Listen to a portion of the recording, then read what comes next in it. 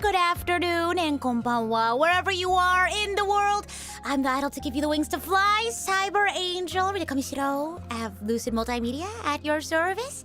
Welcome in, Dadaku, Laurent, Nara, Demon Warrior. Oh my gosh, I forgot that we have the, whatchamacallit, the usernames, the handles instead of the usernames.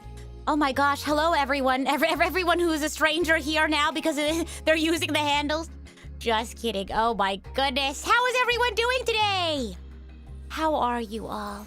You haven't been able to catch a Xenoblade stream for a long time? That's okay, Boshwa. You know, life is life. But glad you're here. Glad you can make it this time. This is a big one. This is a big one today. We'll probably stream, I think, well, we have a maximum. Because for those who don't know, there's a premiere happening on this channel tonight. I guess, wow, perfect segue into my first housekeeping item. I think I only have one housekeeping item today. Yeah, which is that there's a premiere on the channel tonight in about 3 hours, so we gotta be done by then, of Miyamori Bungaku's Mad Diner. And it's so good, it's so funky, it's so jazzy. So yeah, please tune in for a good time. Even if you're not maybe a fan of Vocaloid music, I'm sure you'll enjoy something of it. Regardless. So yeah, be sure to tune in. We all worked really hard on it. Big group cover. Yeah, premiere link is in the pin message, but we should also be set up to raid into that after. Yeah. It's been a while since you've catched a Xenoblade live stream. You think since chapter 3. Well, today is a good one. Well, I was gonna say today is a great one to catch, but I mean, I would like to think they're all pretty interesting. But today we have big story beats to cover, and I hope we get to the ones that I want to cover today. If I remember these correctly, I think we're not gonna make it to the sea here in today's stream. For those who know the game, you know what I'm talking about. I don't want to say too much. Oh my goodness! Hype Train! Oh my goodness, thank you so much! Flork, thank you so much for the gifted tier 1 subs. Very much appreciated. The Gambit, thank you for the water check as well. Very much needed. Have a good stream, thank you! Are you a Xenoblade fan, perhaps? What's the special occasion? My goodness, I feel so, honored. Thank you. Goodness. Yes, staying hydrated. I need to do that. I'm actually gonna double water check. You sounded like the parrot who kisses the camera and says, "Oh my goodness!" I need to find that. I'm trying to remember. I think I know what you're talking about. Now I just need to do a redub of that. But yeah, if you're here for the lore today, you're gonna get a lot of it. And if you're new here, worry not. I will do a recap right before we jump back into the story today. And I also have a nice little short description for anyone who jumps in maybe in the middle of it and doesn't know what's going on. Because again, this is a huge bit of the story. Yeah, I wouldn't say the most spoiler in the entire game. I think the biggest spoilers are still yet to come.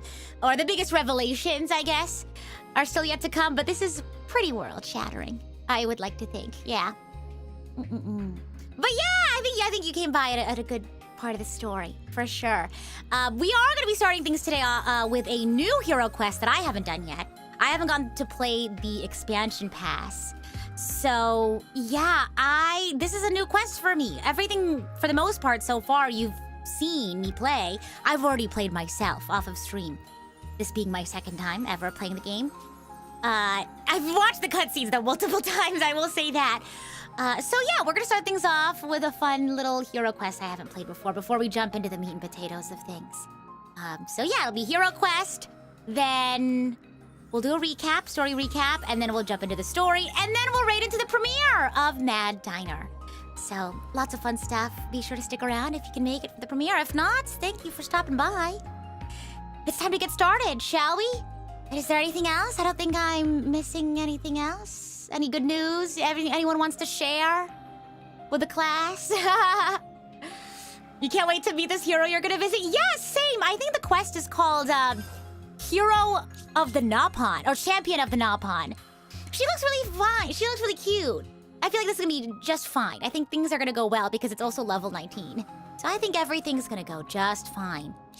Yeah. Well, I say that now. No, we're level 75, so surely it should be okay. Yeah. Rita plushie timer ran out today? Yeah. So we'll get the final numbers probably sometime last week from the folks over at Craftify. But yeah, thank you everyone who showed your support. And, that doesn't just mean, purchasing a plushie. First of all, though, thank you to everyone who pre-ordered a plushie. But yeah, for anyone who shared the word, hyped it up, I also appreciate that as well. And just being here and hanging out. The fact that I could even consider, putting a plushie into production. I have you all to thank for your support. Yeah. So yeah, let's jump right in. It's already activated, I think. We just gotta find where it is now. Let's see. I should write this all down. Head for the specified location, Great Idala Ravine. Now, I believe the quest itself also said where that is.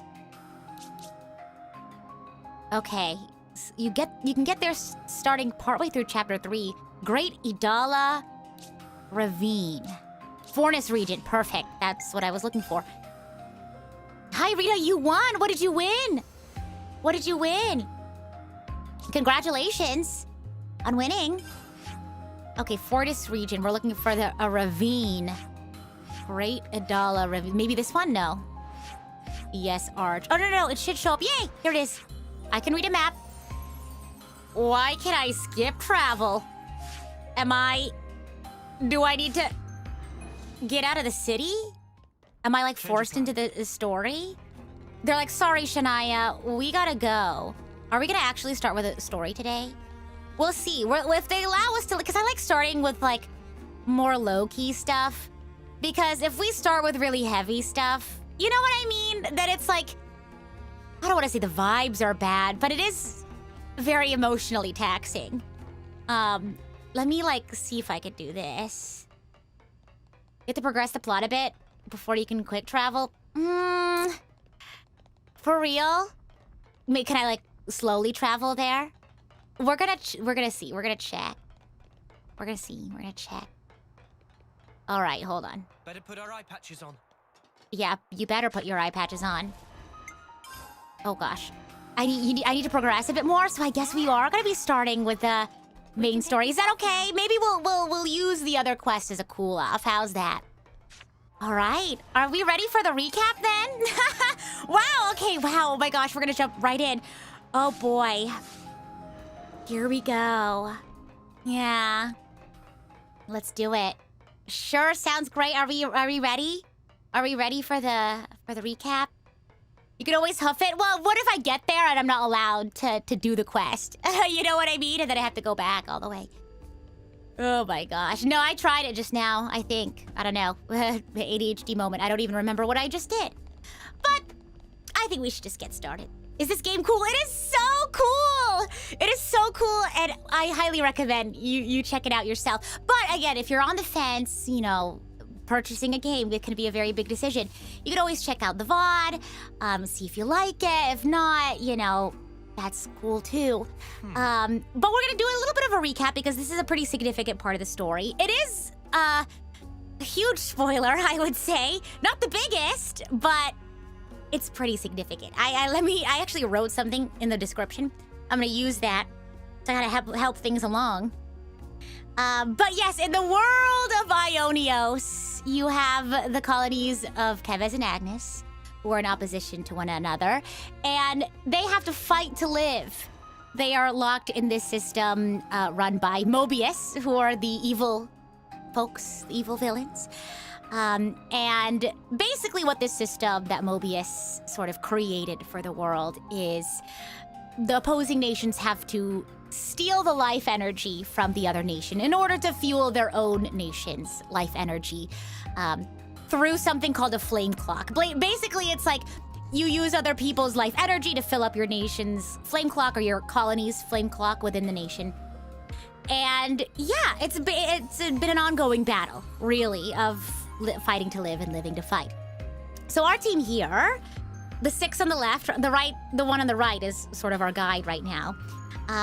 But yeah, the 6 of our team called Ouroboros, are made of 3 soldiers from Agnes on the left, and then 3 soldiers from Keves on the right.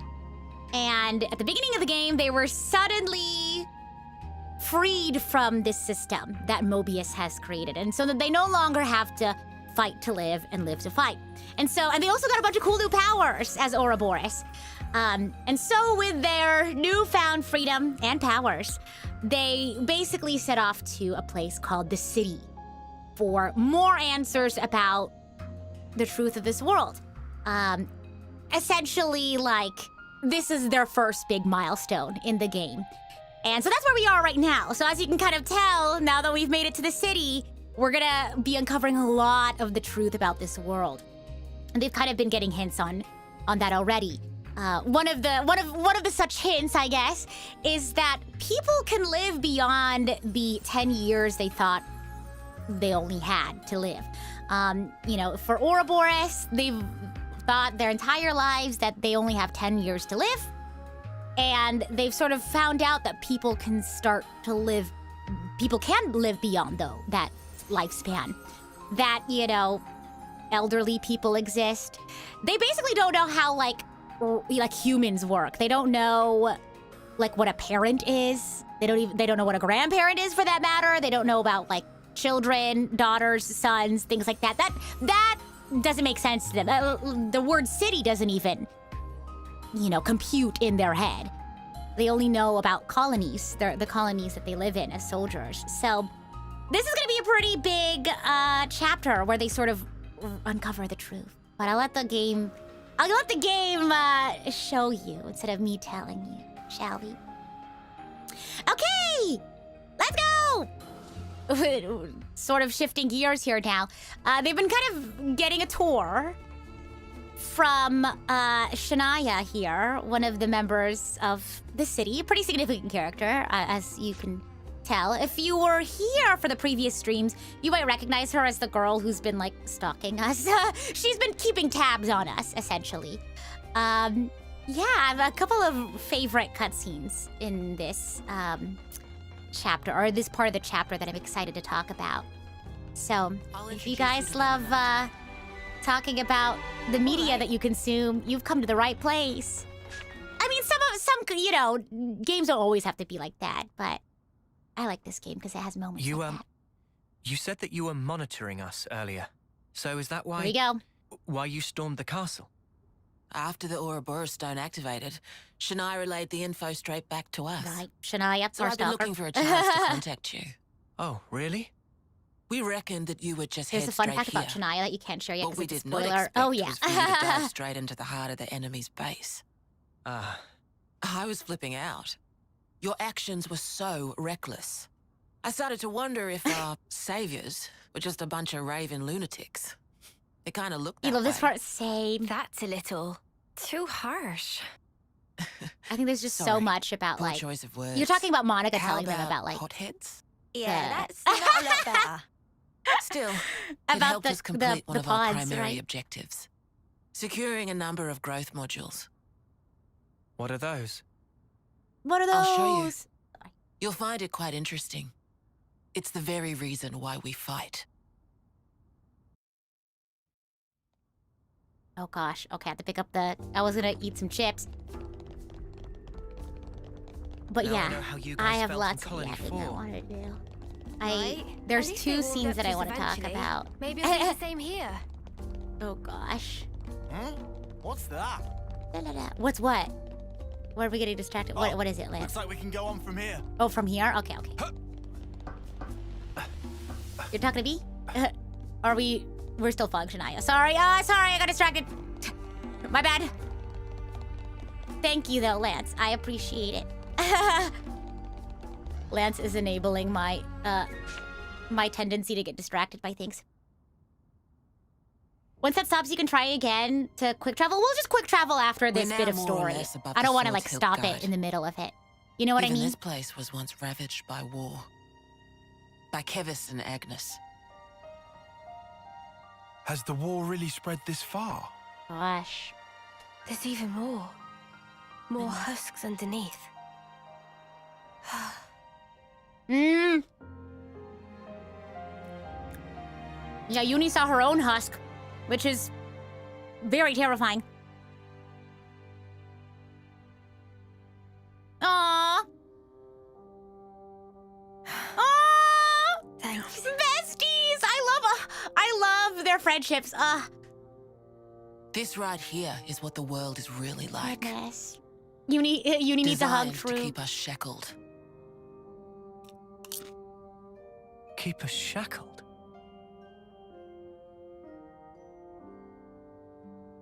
I just love how they have their own like ways of showing that they are concerned for their friends or they show their care.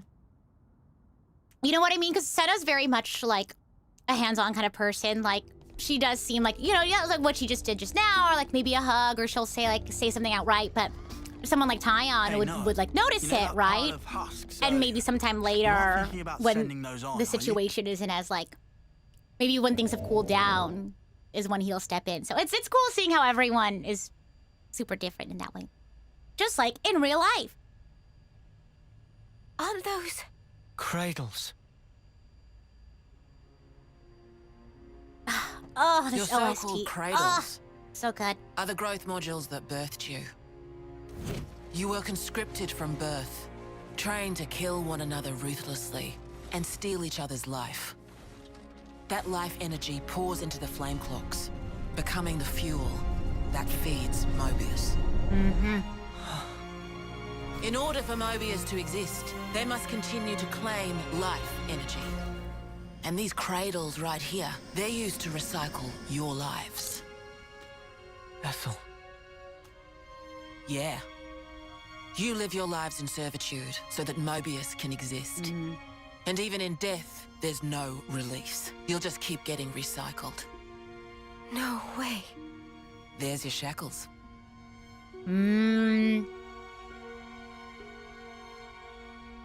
Soldiers bound by Mobius's shackles are destined only for mutual destruction. Those who lose their lives in battle, they're reborn anew. They wake from a castle cradle, a blank slate without a scrap of their former memories. Wait. Then that husk I saw... But if we keep your lives bound to the bodies, as we're doing here, they're of no use to them. This way, we can whittle away at their power. So you've been doing this over and over again, then? That's right. You don't want to know for how long, believe me. And yet, the price we pay to take down just a handful of Mobius is immeasurable. The city's residents, we're all descendants of the first Ouroboros. The first Ouroboros. What's a descendant? Right. That's not a word you'd have any use for either, I suppose. Better to see for yourselves. Come, I'll show you.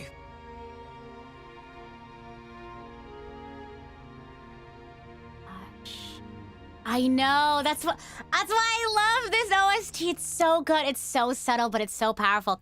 Okay, before we go into, I think this is the funny scene. I want to talk. That's also one of my favorite cutscenes. Also, let me lower the volume since it's yapping time. It's Rita yapping time. That's probably one of my favorite cutscenes. Not just because it has my favorite OST in it, but I feel like it sort of touches on one of the bigger themes of Xenoblade Chronicles 3, which is like systematic oppression or like systems of control. But yeah, the whole like shackles thing. Just because I feel like it's very relatable to. I don't want to say relatable, but I feel like not just to me, but I feel like a lot of people might be able to like relate to that, and also like the anger that you start to see. Or not even just anger, but grief as well, that sort of starts to well up inside the members of Ouroboros upon like really finding out what that means, you know? And because I feel like shackles in this sense doesn't necessarily mean just that like system that Mobius has created to like benefit from, you know, the pain and the work of basically everybody, right? Keves and Agnes. But it's also like, you know, shackles could also mean like, you know, societal expectations. You know, for example, urine. And then I think this cutscene comes up later, but I'll talk about it now since it's in my head. But the fact that everyone's expected to be a soldier, right? Like that's, sort of interpreted as that's the best way you can contribute. Oh wait, oh my gosh, that's also in another, that's in like an Ascension quest later, which I love the Ascension quest too.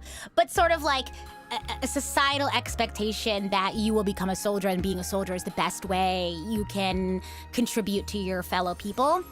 And being shackled by, oh wait, this is actually perfect because you'll see that like Yorin wasn't really cut out to be a soldier, right? He had skills in other areas of life, being more creative or maybe being sort of like, I don't know, just like gentle, you know what I mean? And that's a strength in and of itself. But that's another shackle that we see, right? That Yorin was unfortunately like, sort of turned him into who he is today. But yeah, and then also sort of kind of going with what Monica was saying about how, they've been doing this over and over again, sort of being shackled by this repeated, like, pain, I guess. And I think to kind of go back to another conversation we had about how do you balance sacrifice for the greater good, right? Like breaking out of these systems of oppression that Mobius have created. How do you balance that with, surviving and like living your life, right? Because you can't deny one's feelings in the day-to-day, right? Because it's hard, right? Sacrificing is hard. The people in the city have like children to take care of, like elderly to take care of. They have their own lives and their own emotions too. And on top of that, they have to sacrifice. It's just constant, like that constant struggle. I feel like is also, I guess, a shackle as well. So that's why I really like this scene, because it really it starts to, I don't know. I feel like the team really starts to be able to feel that anger and that grief. And there's another cutscene later that I hope we can get to today that really digs into that grief, because I feel like people think of grief as just like, oh, you lost a loved one or something, which that is like how you can feel grief in that way. But grief can come from a number of other, losses, not just loss of life, but also like the life you could have lived, right? And we'll get more into that later. If I remember correctly, it should come up pretty soon. But yeah, you know what I mean? Like, how would you feel if you realized that like your whole life was controlled for like the benefit of somebody else? Like your pain, your suffering, and also what your life could have been was all being controlled by someone for their benefit, It's yeah, you'd feel angry, right? Yeah, the rage starts to build now. And like, I feel like a lot of times people think of like anger as like a negative thing, right? But, right, a negative emotion as opposed to like a positive emotion, like happiness or whatever. But it really, it's like, what do you do with that feeling? And with Ouroboros, you see a wide range of emotions, like rage and sadness and confusion. But what they do with it, I feel like, is what the important part is. You know what I mean? So, whereas opposed to some of the villain characters we've seen, right? Like Consul J, we sort of see that anger and that sadness be turned into building more, like creating more anger. You know what I mean? Not to turn this into like a cheesy shonen Naruto, like talk no jutsu type situation. But it really is. It's like, do you take that anger and that sadness and build something from it, change something from it, or do you continue that cycle? You know what I mean? Because with Ouroboros, with their powers, with their understanding, they could very well, live their life in a way that's like, hey, I don't need to work so hard. I can just close my eyes, ignore it, whatever. They don't need to like go out of their way to help everyone and change the world, you know, but they do. Well, at least they want to try. Unlike Mobius, who wants to keep the status quo so they can continue to benefit from, you know, this system that they've built. The lore sounds insane. I love it. No, that's what I'm telling you. I'm so normal. I'm so normal about Xenoblade. Any emotion can be used negatively, even happiness. Oh, another really great conversation that I'm trying to think of like the cutscene that I'm looking forward to. I don't know if it includes this one specific part, but like the idea of like nature versus nurture, and like being a product of the systems that you grew up in versus like being able to. I think it comes up later. So let's just digest what I talked about just now. And I think we have a fun scene coming up, a silly scene coming up. But also, like, really heartwarming, you know what I mean? So we're born to fight. Oh, let me turn up the volume. And then we die. Over and over and over. I can hardly believe it. But it was Ethel, without a doubt. There's so many themes in this game that you can't just chalk it up to one theme. And they're so, like, applicable to life. You know what I mean? And that's what I love. That's what I love about Xenoblade, because it's like, you can it helps you understand really complex, like, worldly issues through the lens of, like, something that's easier to digest. You know what I mean? Because obviously it's like, it's a video game, it's not like real life, there's a lot of things that are very different, but there's general ideas of, like, very real world, like, applications that you can start to sort of, like, think about. Does that make sense? Like, it makes it easier to process those things. Which I love about Xenoblade. Yeah. Because I feel like one of the biggest things that are... And I think this is Lance's Ascension quest. Or something like that.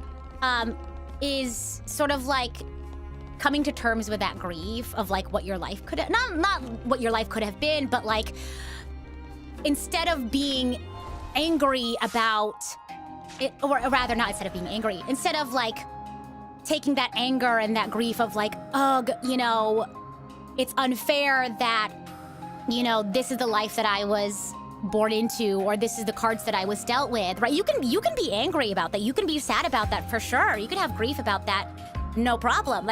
We're human. We have feelings, right? But it's like, what do you do with that information? You know what I mean? It's like, do you let yourself continue to just like, oh, you know what? If that's how it is, that's just gonna be how it is. I'm not gonna try to fight it or whatever. Or like, are you gonna react negatively?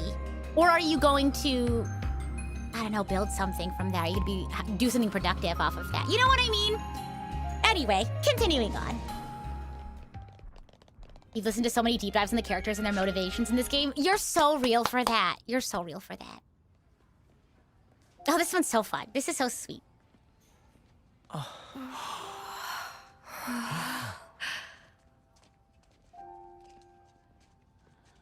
Where are we?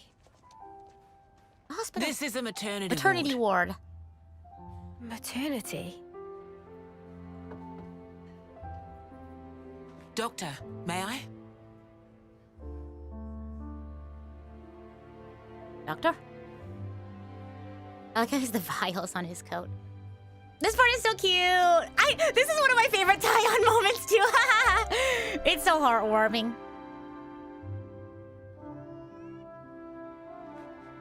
What's that? What is that strange noise? You can't believe that this is a real scene in a Nintendo game. I think it's so sweet. Come. It's very heartwarming. You know what I mean? Like, all the, like, anger and the grief from the revelations, but then they get to have this, like, moment of, like, wow! A human life! Wow, baby! They must be so confused. They're like, what is that? This is also, I saw some foreshadowing here. I, like, called the foreshadowing. I'll point it out when it happens.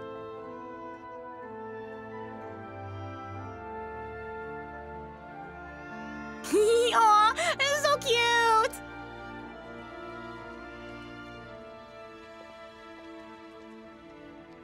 Wah. Oh, the music here, too. It's so small. It's like, a I don't know, little it's just a nice person. moment where they get to It's experience so teensy what tiny, life is, you but know, it like what moves. life should be, Much rejoicing. rather than just only knowing about war, It's you know what okay I to mean? touch her. So cute! When a baby Gently like now. holds your finger, so cute.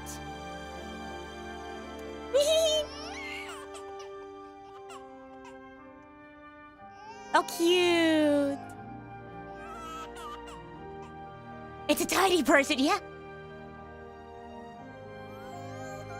Wow. Wow, so cute. She's so warm. Wow. Place one finger. One finger. Ah! In Although- her palm. Like, from my experience, like babysitting like my niece and nephew, they have a grip. They have a powerful grip really soon on your finger. And like at a certain point, they just love to grab things. You know, like Hey, your hair Sarah, or like if you have Look at glasses. this. You need to try it too. I had a baby, so cute. Oh. Oh my gosh, not so calm and collected anymore, huh? Whoa, you're right. Aw. Mimi, it's incredible. Let me have a time. What? Aww. Aww. This is incredible, Senna. Aw. I know! Like, this is such a special moment for everyone. Oh, the laugh whale! Okay, right here is when I was like, so this is foreshadowing. Because right here, the dissonance you hear? You know what I mean? The music there, them looking at each other, I was like, wait, Funny, right? something, they're But this foreshadowing is something. Human beings' true nature. If you want the ins and outs, go and ask the doctor. All right then, lads and lasses. Who wants to know how babies are made? Oh my gosh. Well, you're in for a surprise. Buckle up. Oh my gosh.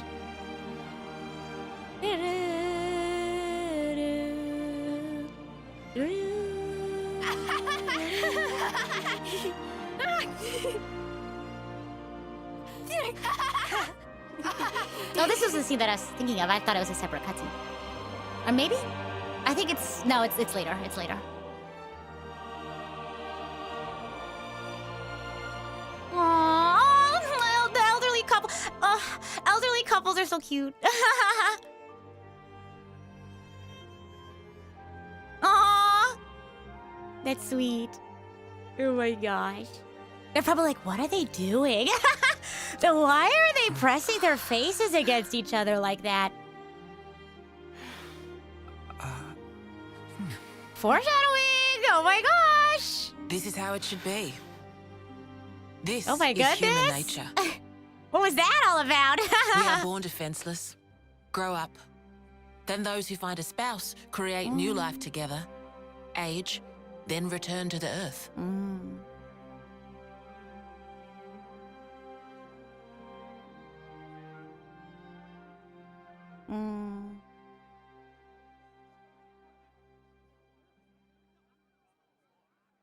Do you know the moment I'm talking about? It has to do with Lance. Lance and Noah have a Thank you. conversation. I mean it.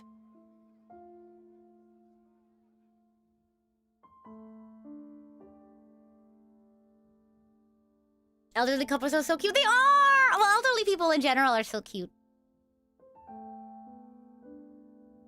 They're so sweet. At least in my experience. all the old people that I've met are just so sweet to me.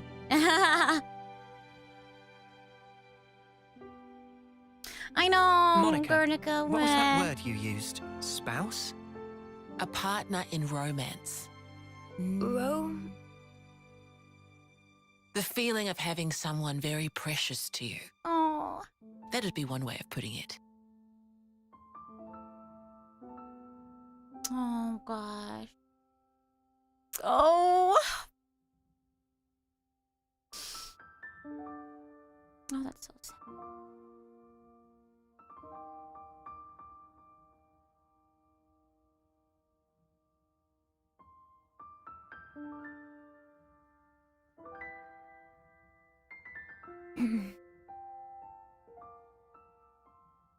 You'll understand too someday.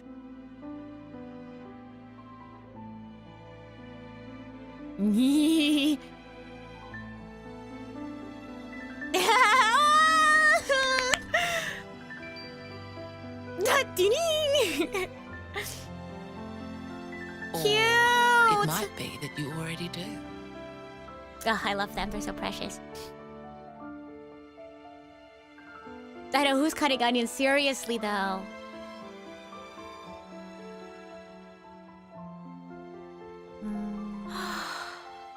I know, I think the contrast is great between, like, them getting to see, like, life, the beginning of life, and then also witnessing, you know, the end of it. Not witnessing it, but sort of, like, in a place that honors the end of life. So, right stuff. I know, who's cutting onions? Goodness gracious.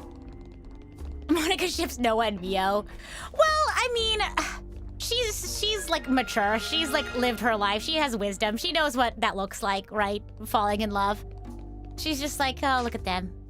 Young and in love. Or falling in love, maybe. Tyon, look. It looks The the same as egg! the one before. Who are they? The first Ouroboros. Whoa! The founders, we call them. Whoa. Oh my gosh, auto The mail. first Ouroboros. That one. Whoa. She looks She a looks bit like like Mimi. Oh my Mimi. gosh. Look at this. He's got Noah's chin. Wait a And the minute. others don't look like anyone. Wait. Tell us about them. Wait. Long ago, they Huh? gained the power of Ouroboros. It let them match Mobius blow for blow. Wait. The city folk you see here, we're all descended from them.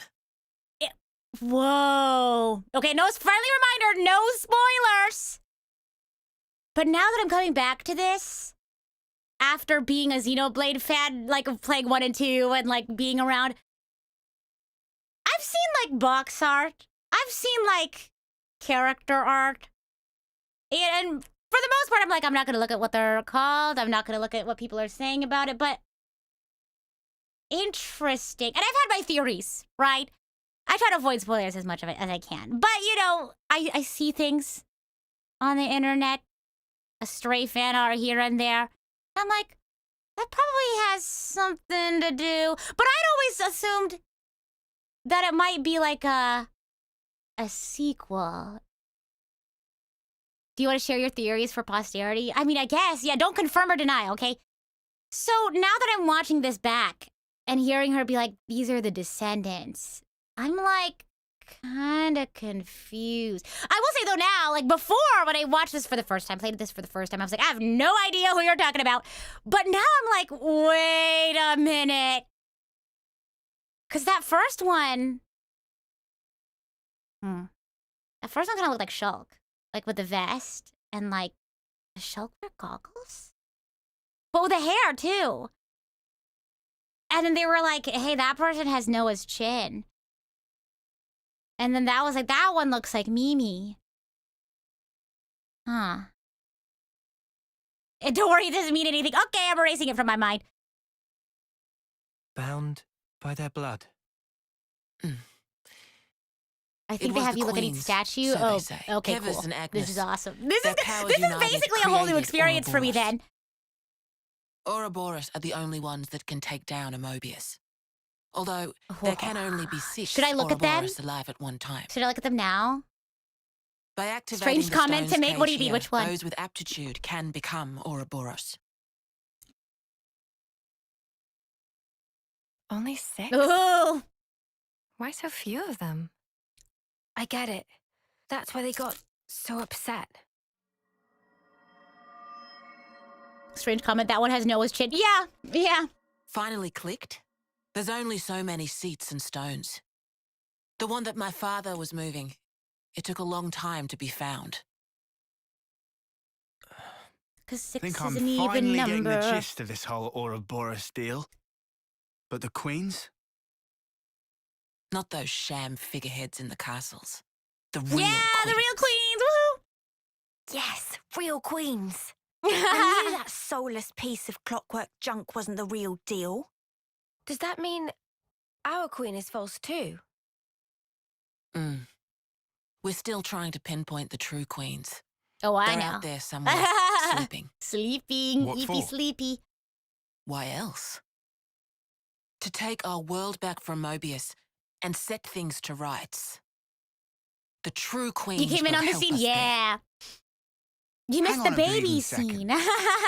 Ouroboros were born, like, generations ago, right? But you said the queens are sleeping. Are there humans who can even live that long? Well, Now that I don't know too much about. Then what do you know? Well, the legend goes that both wait, of I the need to read the queens, statues now that their I've played the other two lifespans are games. supposed to This be is crazy. incomparably longer than ours. And you're pinning your hopes on that? At the moment, that's about all we can do. Wow. And let's not forget the third queen, Monica, real. All right. So, when the world is back to rights, then what? The people you've seen here, the way they Okay, live we their gotta look at lives, the statues after. that could be everyone. Babies, children, adults, the old. They're all a part of nature's cycle. And that would go for us too. There'll be more to life than just fighting to survive. We'll weave the tale that we were always meant to tell. Don't give up. 10 years? You kids deserve Ah! better. Ah! The only thing that can change all Oh. this is the will of Ouroboros. You kids and your low. Fire writing, Monica, for real. Though, some of us around here still ain't too keen on the idea. What? So, those people from before, They're happy living in the moment. As long as they can hide away and cover their eyes, they don't give a damn about the rest. See what I mean, So though? our lives mean nothing to them. We talked about If that they earlier. can't see or hear you, then as far as they're concerned, you don't even exist. closing their eyes to what's in Mm. front of them. A lot of folks here think that way. But that's just like It's Mobius. just like Mobius. That was Then the only literally saying that difference earlier. is whether or not they benefit directly. You catch on quick. I can see why my dad chose you guys. But the will of the Founders, it lives on in us warriors. Mobius can't reign forever. If we can continue freeing young folk like you, maybe life can get back to how it should be. That would be best for all of us. For sure. I'm with you. I think we'd have to be lunatics not to believe you. After what you've shown Every us. cutscene, a banger after banger. This is great. I believe it too. I want to talk about it after. Seeing how you live your lives, it made me feel really envious. Feeling that warmth, part of nature's cycle. We need to protect that. I agree. It was so precious. Oh, that's the second time they cut between Seta and Shania. I wonder why. I wonder why they chose to do that. Okay, pause. These cutscenes are very dense. I forgot about what they talked about specifically in this cutscene, but I also like that one because remember earlier we were talking about how, like, Ouroboros now exists outside of the system that Mobius created for their own benefit, right? And with that sort of privilege, they could very well as easily be like Mobius, close their eyes and like not do anything and sort of just let things be, right? Or they can go out of their way and like do something about it, right? Change it to help, you know, folks who are sort of being controlled by that system, I guess. And they had mentioned that there are lots of folks in the city who are like, you know, not my circus, not my monkeys, right? I'm not like directly affected by it. I just want to focus on my life right here, right now. And it's like, it is your circus. Maybe not your monkeys, but it's your circus. You know what I mean? And again, it's like I recognize and I understand that there is a certain level of sacrifice that you have to do to challenge the status quo, right?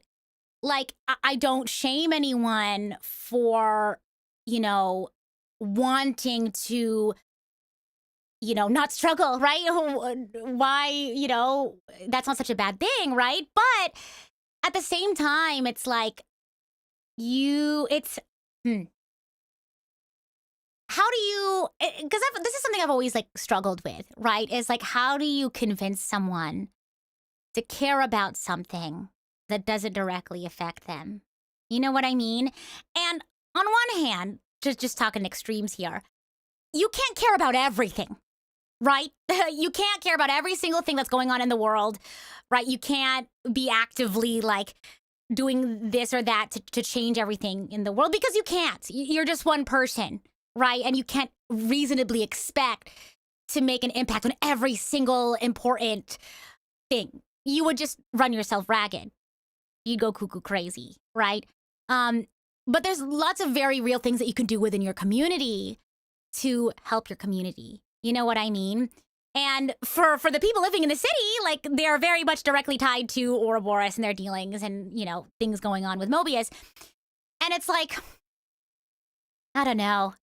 Because, of course, again, you can't deny the fact that, maybe like a parent has to take care of their child, right? Or maybe if someone is sick, there's something more pressing, obviously, that they have to think about. They have to take care of the things day to day, right? Like, how can they worry about stuff like that if they're actively fighting like a disease or something, right?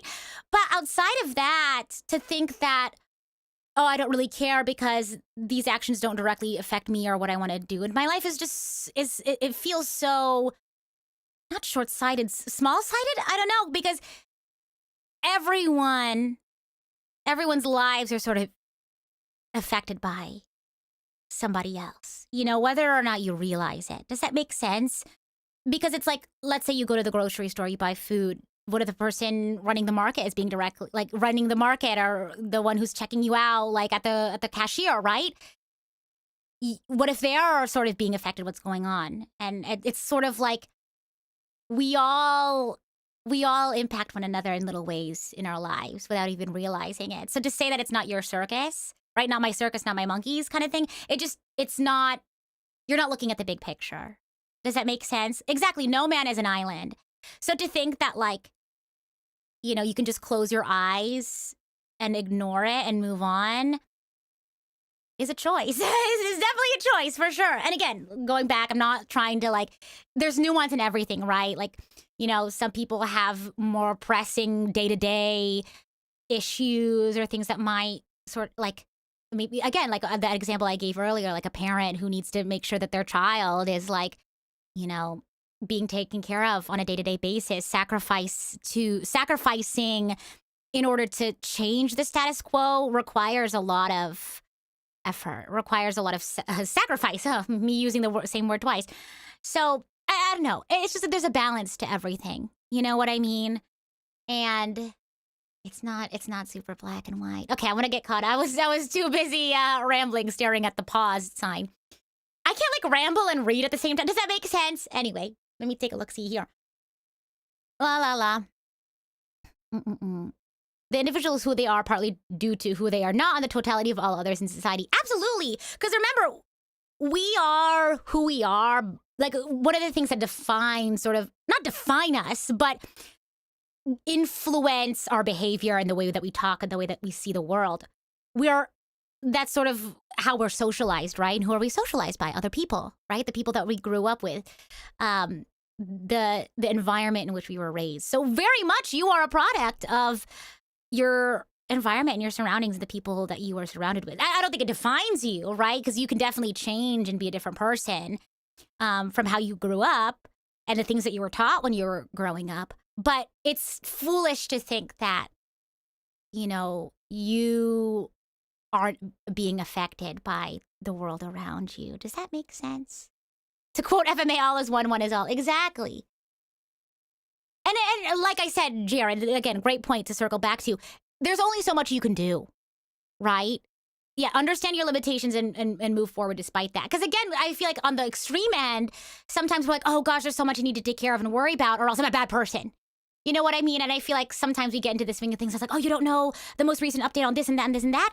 On one hand, yes, it's good to understand what's happening in a larger scale, right, with the world, because you don't want to be you don't want to be so in your bubble, right? Be so close-minded. So it's always good to sort of step out of your bubble every once in a while and understand sort of how things are in the world, right? Because you are part of the world, but you as an individual only have so much power, time, and impact, like connection to other people. And so oftentimes I think of like, what are things that I can do directly that have more of an impact than, getting angry at people for no reason because they didn't put the right emoji in their Twitter bio to show their support for, you know what I mean? Like there's better ways to have an actual impact, right? Volunteering, voting, activism, awareness, spreading awareness, things like that. So, gosh, wow, I don't know, that came out of nowhere. But no, not out of nowhere. But that's what I mean, though. Like, I feel like Xenoblade and stories like it get me to think about stuff like that and sort of help me parse these difficult thoughts and feelings. Apathy in action always makes things worse. Yeah, because if it's sort of maintaining the status quo. You know what I mean? You remember needing to pause and take a break after these? Well, there you go. Yeah. Here's our pause and, break. Critical analysis of media is very engaging. Oh, absolutely. And that's what I love about games. I think I actually made a short about it recently, and I'm glad a lot of people resonated with that. And I think somebody mentioned this earlier about, individual being a product of society, but also affecting society. There's an extreme to that, and I think we'll get, not extreme, but I guess another side of the conversation that I don't know when this cutscene comes up. I think it specifically definitely includes Monica. I wonder if I think it's with Uni too. Yeah, I think I'm thinking of the right thing, because the whole husk thing. The idea that, like, you feel like you're a product of the system that you are, chained to, or that's what it seems like, right? But the fact that that's not the case, that you can change and grow from that system that you thought defined who you were. So, anyway. Did I miss any? Let me see. Let me scroll back up. La la la la la la. Oh yeah, I mentioned this earlier. The question that I often ask myself is like, how do you convince someone to care about something that they don't really see, they see as like, oh, it doesn't directly affect me? Panama says, well, you can't really convince them to do that. The way I see it, it's a very individual thing. Some people just care more and they act on it. Some choose to ignore it. I feel like one of the things, this is just from my personal experience and my anecdotes, and you're more than welcome to share sort of your experiences, is like building rapport. I know that sounds so like scientific, but no, really, because I have a certain way I was raised, I was socialized, a certain way that I see the world. And I feel like a lot of the times we are so quick to be like, okay, this is like my camp of people. You know what I mean? And then that's a different camp of people, right? And I found that in the times when I have been able to, I say able to, I've had sort of like the, I don't want to sound too like a therapist, you know what I mean? But like, when I've sort of had the ability, I'm just going to say it, with the caveat that I might sound too, therapy talk, because I try not to get too, scientific and pedantic. But in the times where I found the emotional energy, right, to be able to talk to someone who maybe I normally wouldn't have and be able to empathize with them and sort of how they see the world. And, because someone, I guess you could say, like, in a totally different world than you, right? What's one of the things that could get them to care about your world, right? Is that if you were like friends or if you were acquaintances even, right? Then it's like, okay, now I kind of care about what's going on in your life and in your world because you're an acquaintance of mine. Or maybe like you're a coworker of mine and getting along benefits the both of us. You know what I mean? And again, like you can't do this on a large scale, you know? That's sort of a almost like an overly optimistic thing, right? But in a day-to-day sort of like a coworker you see a lot and you have to work with a lot, like maybe you have very like or like somebody you see a lot. Maybe you are like in the same club or same organization, whatever. Yeah, and like being able to understand where they're coming from and also being able to have them understand where I'm coming from, right? Because it's not just a one-way thing. I'm not just trying to get them to see reason, right? Or what I would think, quote unquote, reason, right? But it's also like, I want to know sort of how you perceive the world and what your feelings are that make you feel that the world is a certain way. You know what I mean? Like, what do you fear that makes you act and behave and speak in a certain way, right? How did you grow up? Or what is, in your eyes, how the world is, quote unquote? Does that make sense? And I don't, you know, again, can't expect to change the world or like a community at large, but there's like small things that I've found that I've been able to do. Anyway, I think we've had enough of a break. Oh my gosh, I have to read now. Shania. More walking to do? This is the last stretch of the tour. Let's get you to the dorms. We're getting our dorm rooms. There's been changes to colony relations. But one thing that I really appreciated about Man, I think I need some time to this process whole all this. like transitional point for Ouroboros, and specifically I think the next Quite a weight to cutscene, carry. is that I really absorbing all this related in one to, again, their confusion and their anger and their sadness of like, I've lived my whole life a certain way. Like, oh, you just gotta get the good grades. You just gotta get into this, you know, this program. You just gotta do this and like your life will be set. You know what I mean? And having only focused like a good chunk of my life and my time and my effort into that one thing that I thought was like, oh, that's your definition of like success. That's what you need to aim for. That's life, essentially, right? And then suddenly getting to the point where, oh my gosh, there's so much more to life that I didn't get the chance to experience because I wasn't like allowed that. You know what I mean? Like, there's so much about myself that I haven't learned about, like, you know, other interests that I haven't gotten to explore because I was so focused on one thing, or like, you know, different kinds of people, or like different experiences that I never had because, you know, life was defined a certain way for me for so long. Does that make sense? And then feeling that like anger or even that grief, and we'll see in the upcoming cutscene of like, man, this is what I missed out on, kind of thing. This is the dorm for young lost numbers soldiers. You can sleep here while you're in the city. You can ask that guy about your rooms. Hi. Oh, and sadly, there's no kitchen in the building. A lot of the single soldiers eat at the Michiba?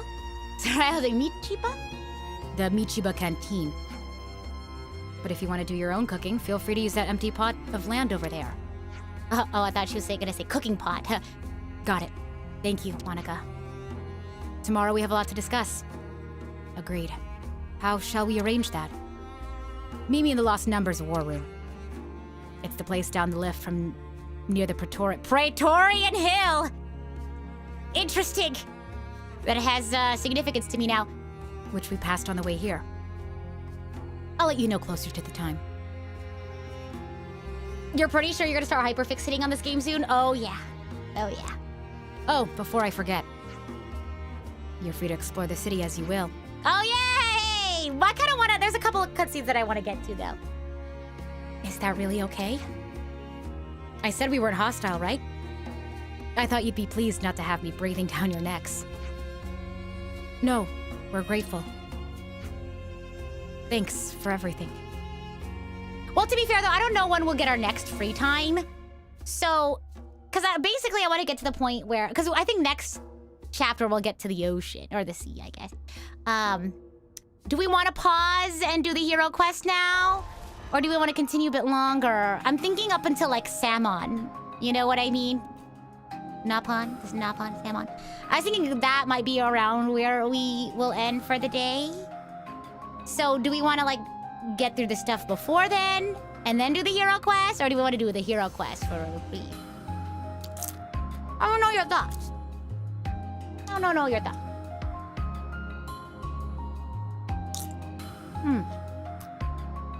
While I eat a chip. If you go a bit longer, we might be fine.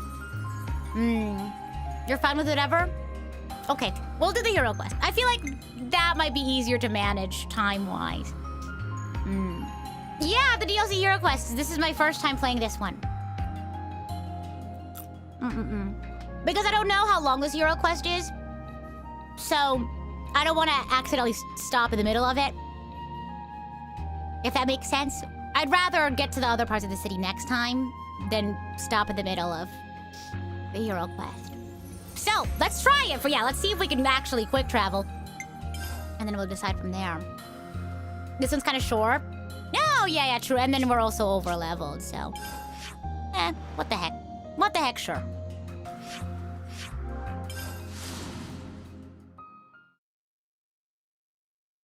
And there you go. Yeah, being over-leveled helps, for sure. Yeah, sorry I yap so much, guys. Thank you all for indulging me in my random yap sessions. I have a lot of thoughts on this game. I love it very much. I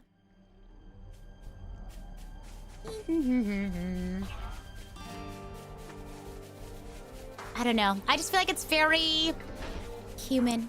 Yeah. Well, I don't know where I'm going. I should probably double check. Wait, I should probably switch Change of plans. that which I am focused on. Am I going down? I think I am. Whew, okay, all right. Now we can get an actual breather. Because the other breathers that I had were actually in-depth conversations, so. Well, you don't have much to add to the conversation. You can listen. And of course, and I appreciate everyone's, respectful listening or contribution to the conversation. I hope that these are conversations that you feel like you can speak freely. I know sometimes I might come across in ways that I might not want to come across, but I hope that, I can foster and do my part to foster an environment of like being open-minded and respectful of everyone and their experiences and their thoughts on things. So, yeah, because you all afford me the same kindness, so I want to do what I can to help foster that alongside you guys, so yeah. We're Xenoblade 3 fans, we love yapping, oh yeah. I can't leave it like this. Where's Mio? Oh, there she is. She had to stop, she had to lock in and play. But yeah, I mean, I'm just a girl with her own sort of way of living and, experience and how I was raised and things like that. So, I don't know. It just gives me a lot to think about, if that makes sense. Yeah. Yeah, no, I love hearing people's thoughts on the game. What kind of place is this? When all is said and done, I'm scared of people. Fair. And I personally have nothing that great to say about humanity. Yeah, okay. But I do want to change the world somehow, but I'm just human. Yeah. I get that. I get that. Yeah.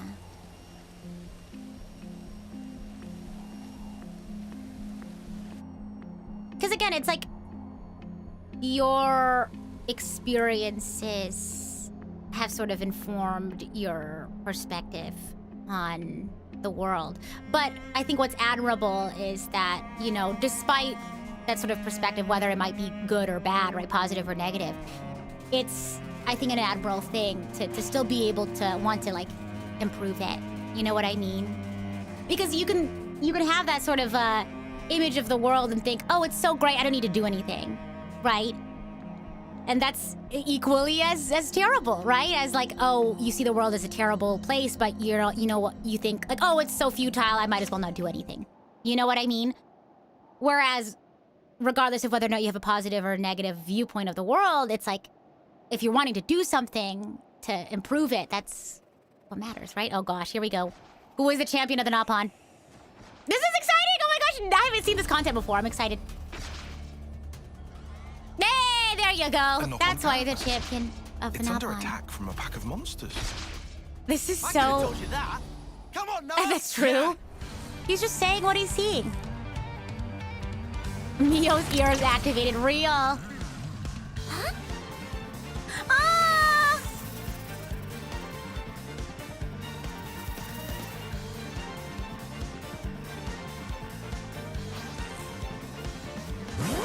What? Oh, easy peasy. Easy peasy. I'm just gonna stand here. I'm gonna lower this though.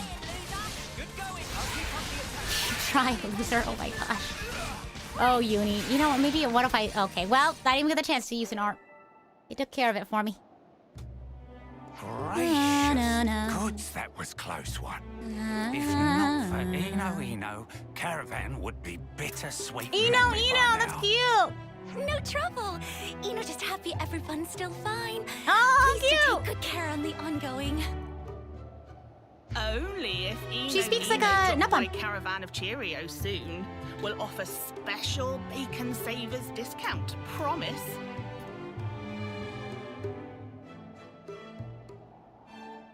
Bacon Savers discount.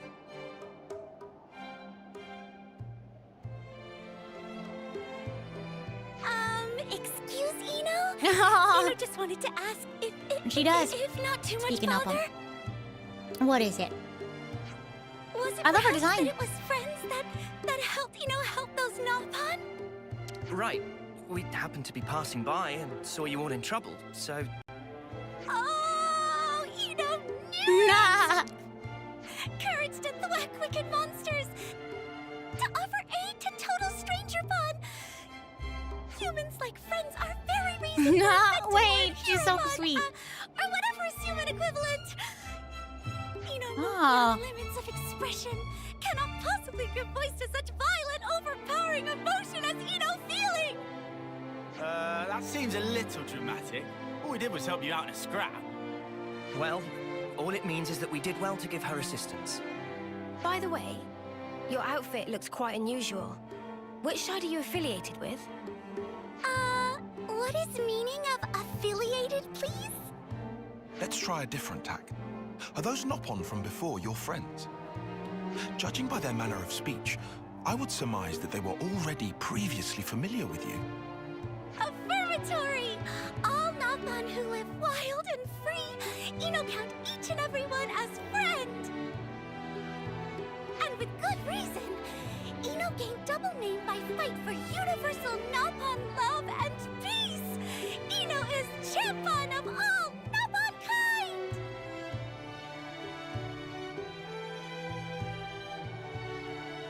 Well, Sparks. That sounds, Brill? Yeah, let's go with Brill. So what you're saying is, the reason you helped those Nopon from earlier is because you see yourself as their champion? Correct! We're Sooth in Dee Doodle! That is why Eno must restore self to previous strength so Eno can accomplish duty which Grandmaster Pon gave to... Oh, snap crackers! What's the matter? Eno was just on verge of forgetting. I accidentally muted myself for a second. That's weird. I was just laughing and stuff. Nothing you need to What's that? worry about. Basically, Eno on hunt for scavengeables. Must therefore hurry up and get on with search and retrieval. Whoa. You're going to search this place, all alone? This area's teeming with dangerous monsters. Yeah, I was about to say, but she was doing Any chance fine we on can offer you her a own. hand? Meh? Sorry, Oh, did she even you goes hear my meh. friend proposed to help Eno for second time? Huh? You were unusually Yes, quiet for a minute. I was I just did. going like, oh, cute. No way! As per usual. Completely unprecedented. Friends concern selves with well-being of not only Napon, but even Eno. Flabber of Eno utterly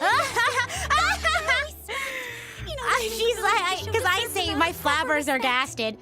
She's I'm so already funny. over her shtick. Well then, No, I'm Pleased all to be here working for with you. it. shall we just call you Eno? Is that all right? Shuck! But Eno not even Oh, introduced yet. Oh, No name of Eno. she's so sweet. Aw. This girl's got a lot going on, huh? Yeah. And in as well. Hmm. Hey, wait! She's so sweet. Are there any VTubers who speak like Napon, but like use their name as opposed to like I? I think a lot do. Yeah. She feels like a Star Rail character. I think she's like probably the closest to Boot Hill, if anything, like a robot. Oh my gosh. She sounds like me? You really think so? You think we sound similar? Really? Well, what do you think makes me sound like her? Is it because I say that my flabbers are gasted? So that's the state of affairs. So that's the state of affairs. She's more Zenless coded to you? Yeah, I could see that. Yeah, I could see that. Oh yeah, speaking of Honkai Star Rail, I do have an affiliate code now. If you want to check that out, you get a discount. You use the link and the code.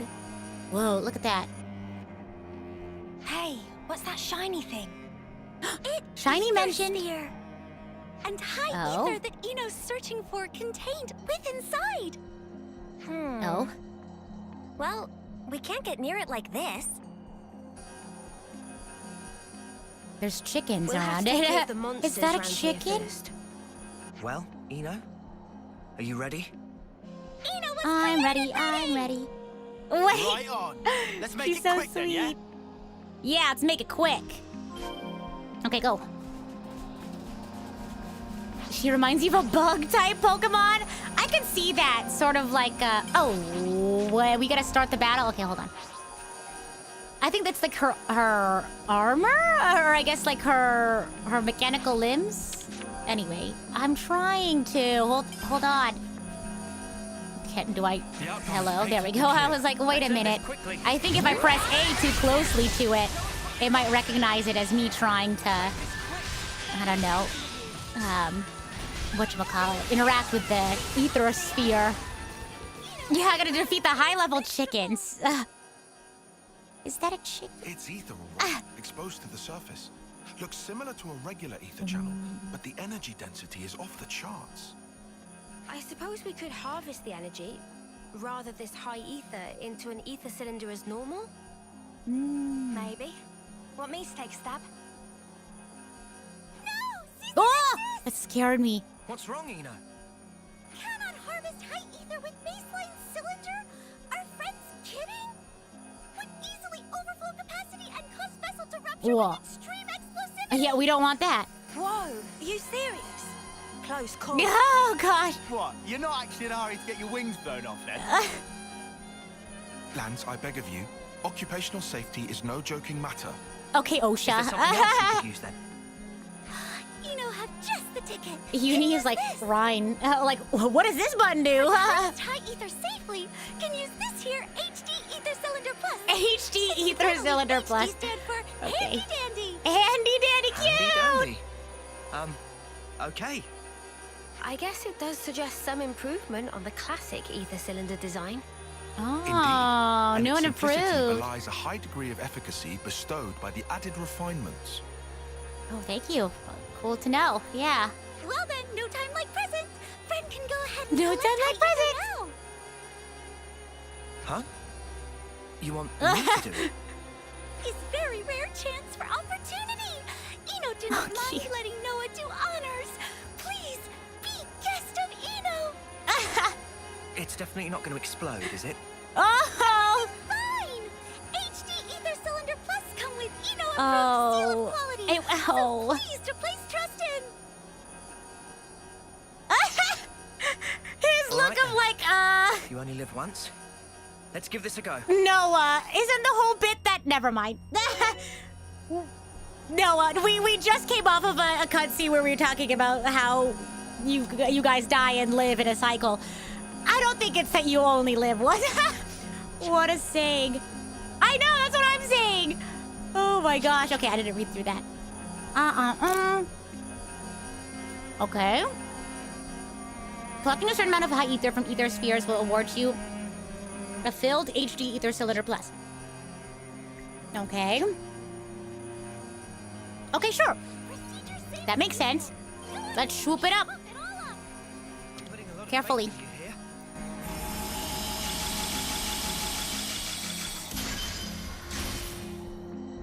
Maybe that's why he's willing to go for it. Well, another ether sphere. Noah, consider that you have some things that you need to take care of in the here and now. Oh, okay. Interesting. Right. That seems to have done it. Will this do? Perfect! 10 out of 5 stars! No! Time to deposit high ether without further delay! Huh? Please, go ahead.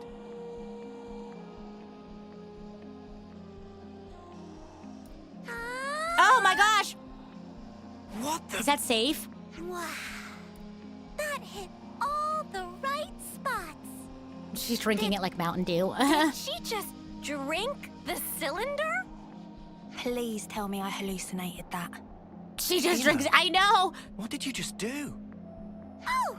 Meh! Did Eno forget to explain? Eno feeling mortified. I think everyone else is feeling mortified too. Source for powering functions of Eno. So, is that good? Easier to show than explain, so please allow Eno to demonstrate. Ooh, hey! Headed to the main menu, characters, Eno swap. Eno swap, okay, cool. Let's give it a go. Open the main menu with X, thank you. Oh wow, this is new. Sure. Wow, whoa, what? Yeah, I gotcha. Eno swap! You select dual flash as the artist strengthen, sure. I'm gonna hold it. Give ether to Eno. Okay, cute. Nice. Oh. Wow.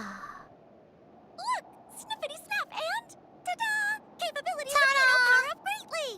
Oh, that is pretty impressive. No, hold your ponios. This is all highly irregular. Hold your patios. What in That the is world are too you? good. Really? Whoa. And finally ask right question. Eno's creation of Artificial blade. legendary Grandmaster Thusu. Wusu. Fastest and most strongest of all Wow. Huh? Wait, Wait, this is blades? so cool. You mean our blades? The ones we fight with? You what? This is making less sense by the minute. This is a love letter to Xenoblade 2. you're Yeah, an I'm glad I played it blade. first. Is that it? So she's actually a human blade. Wow. That's fishy. Real fishy. Well, Senna, I hate to break it to you, but oh my gosh. You kind of look like a blade that I know. fire! Eno not have fishy bone in entire body. Grandmaster Thusu say self, and he giga renowned crafts genius. I love 2, though. Eno created for purpose of bring about peace. I feel like and harmony story-wise, for 2 is all my second Napa favorite. throughout world. To 3rd. Eno artificial blade. Meh. Well, in truth, he also say Eno must not get involved in affairs of humans. Although Eno have no intention of hurting friends, would not wish Dinsia's toast of on. Of course. The music. I mean, I still don't really understand it. This artificial blade business. Oh, you're just gonna play XC2 now. Still. It's okay. One thing's abundantly clear. Earlier, well before we ever turned up, you were protecting the Nopon caravan. You fought for them, and you did it all by yourself. That takes real courage. Aw. Seeing that convinced me. I believe what you said, Eno. Aw.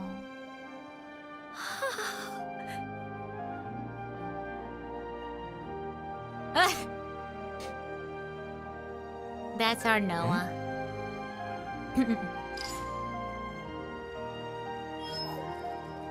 What's this? Oh, I was wondering if... Yay! Whoa!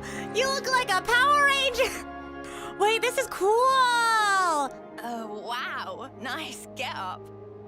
I think we have a new uniform we're gonna try on. Just kidding. I think I know who the class inheritor is. Wow. Friend Noah! Oh, yay! You're a destined driver of Oh, Your wait, that's crazy! driver? Wait, they have no idea! They have no idea what Xenoblade Chronicles 2 is. That's wild. And same weapon too! Well, Proof! wait till we get later into the game, I guess. Wait, slow down. Can you explain what This you is mean so when you great. say This is driver? like when worlds collide. This is so fun. This is like, you know how like they used to make crossover episodes of like the cartoons you watch on like television? Right by side of Oh Eno. gosh. This is just like that. It's like, oh my gosh, when worlds collide. Well, literally when worlds collide. How did I think I'd react before I played 2? Probably the same way as I reacted to the rest of this game. Only driver I'm just can like, oh, draw cool. Resist's truest power of blade. This is so You know fun. what to get stronger and stronger. This is for so Noah, fun. Peace and happiness. Okay, let's all take a deep breath now. Yeah, real. You know, that's not really what this means. It's actually... Well... Oh, how should I explain this? How do you There's a explain little more class to it switching? than what you're thinking. Actually, Noah Eno looks like and Boot Hill. I Eno can see what you always mean. thought If Eno get driver, Eno decided in deepest Aww. corner of heart. Eno would ask to call driver. Ah. Therefore, Eno would love nothing more than to be permitted to address friend as Aww. Master Fun. She's been really Now, if looking you're gonna forward to say this. something, you should probably say it now, or else the people will Yeah. say it. Know what I'm saying? Well, yeah, but... You said you trusted her, didn't you? Hmm. Seems like an open and shut case to me. Inheritors tie on. What? That'd be crazy. Are we all fine Could you with imagine? this? It has to be Noah, though. It has to be. There's no question. Eno. Imagine, though, it is. driver of yours, Tie on. Is that like a partner of crazy. sorts? Oh my gosh, they're learning about XC2! According to Grandmaster Fun, drivers and blades were originally one in body and soul. He's like, what? Got Well, look, I'm Aw. not sure if I can be all of that to you and meet all your expectations. But if you'll have me, I'll Aw, be your that's driver. sweet. Oh, that's sweet. Aw, this is cool. This is cool. Aw. Yeah, She's been waiting for this like her whole life, it seems. You're one of us now, Eno. Aw, cute. Master Fun! Oh, All Nohan oh my gosh. Eno and friends will fight good fights. I feel like I should say, just for the record, Mm-hmm. our Sure, objective Tyan, is sure. not strictly to go around getting random Nopon out of trouble. Nah, is not? Come to think of it, we never did introduce ourselves, did we? We might We are not the have. Ouroboros. Right. Then I guess maybe we should get started on that. Yeah. Oh, cute! Oh, she's so sweet.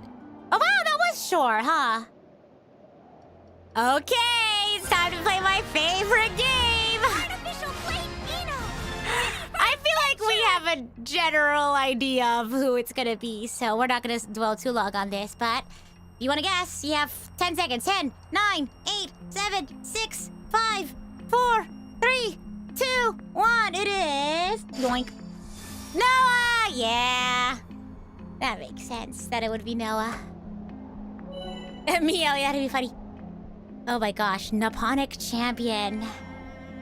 Roll Defender. Gains perks by evading attacks, rewarding skillful use of evasion arts. Also becomes stronger after getting KO'd. Interesting! Okay. Sure. Yeah, sure, we'll keep Noah on this class and level up some more. I don't know if anyone else is maxed a rank or not. Gotta swap them to another class so we can get another outfit. There's an unused voice line where she goes, "These really are the Xenoblade Chronicles, is that for real?" That is so funny. Oh my gosh. Ooh. The side quest makes it clear that the class inheritor is the result of one Ouroboros having the strongest bond with the hero. Yeah. Aww.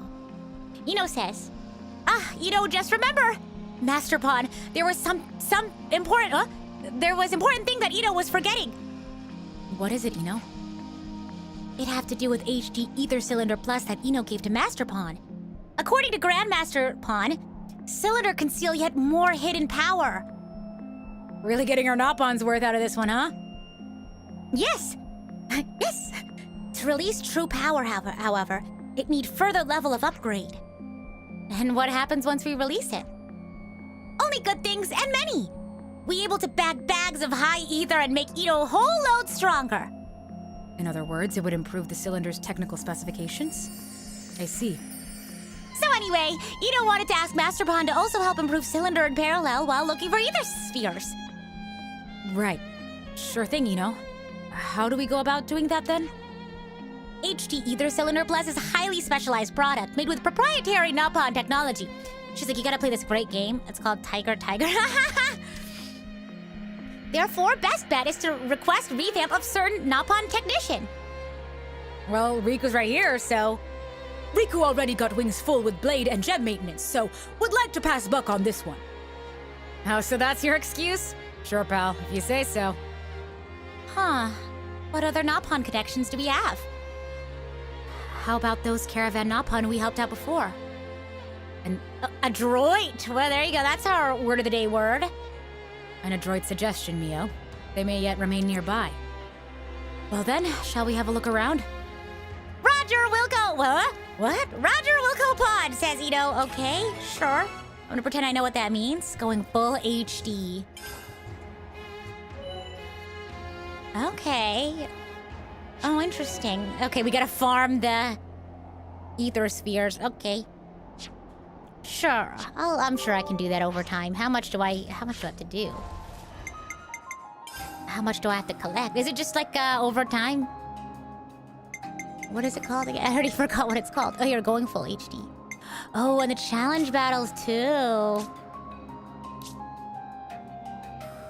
Do we want to do this now? Nah. We'll go back to the city.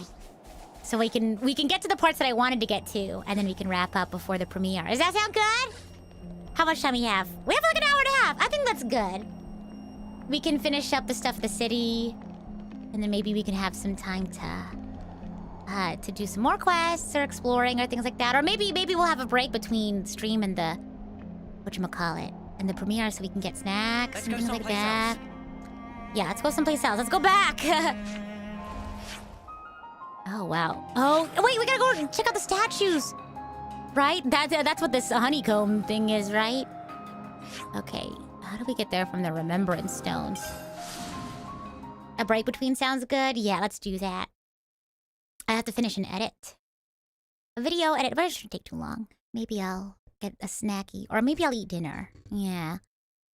I'll eat dinner before the premiere. Yeah, I'm gonna check out the statues, because I'm pretty sure I read them when I played, but like I said, it didn't really, I don't think it registered to me of any importance, so I want to go see it now. Hello. Oh, okay then. Guess you don't want to talk to me. Wow. Here, let's talk to this person.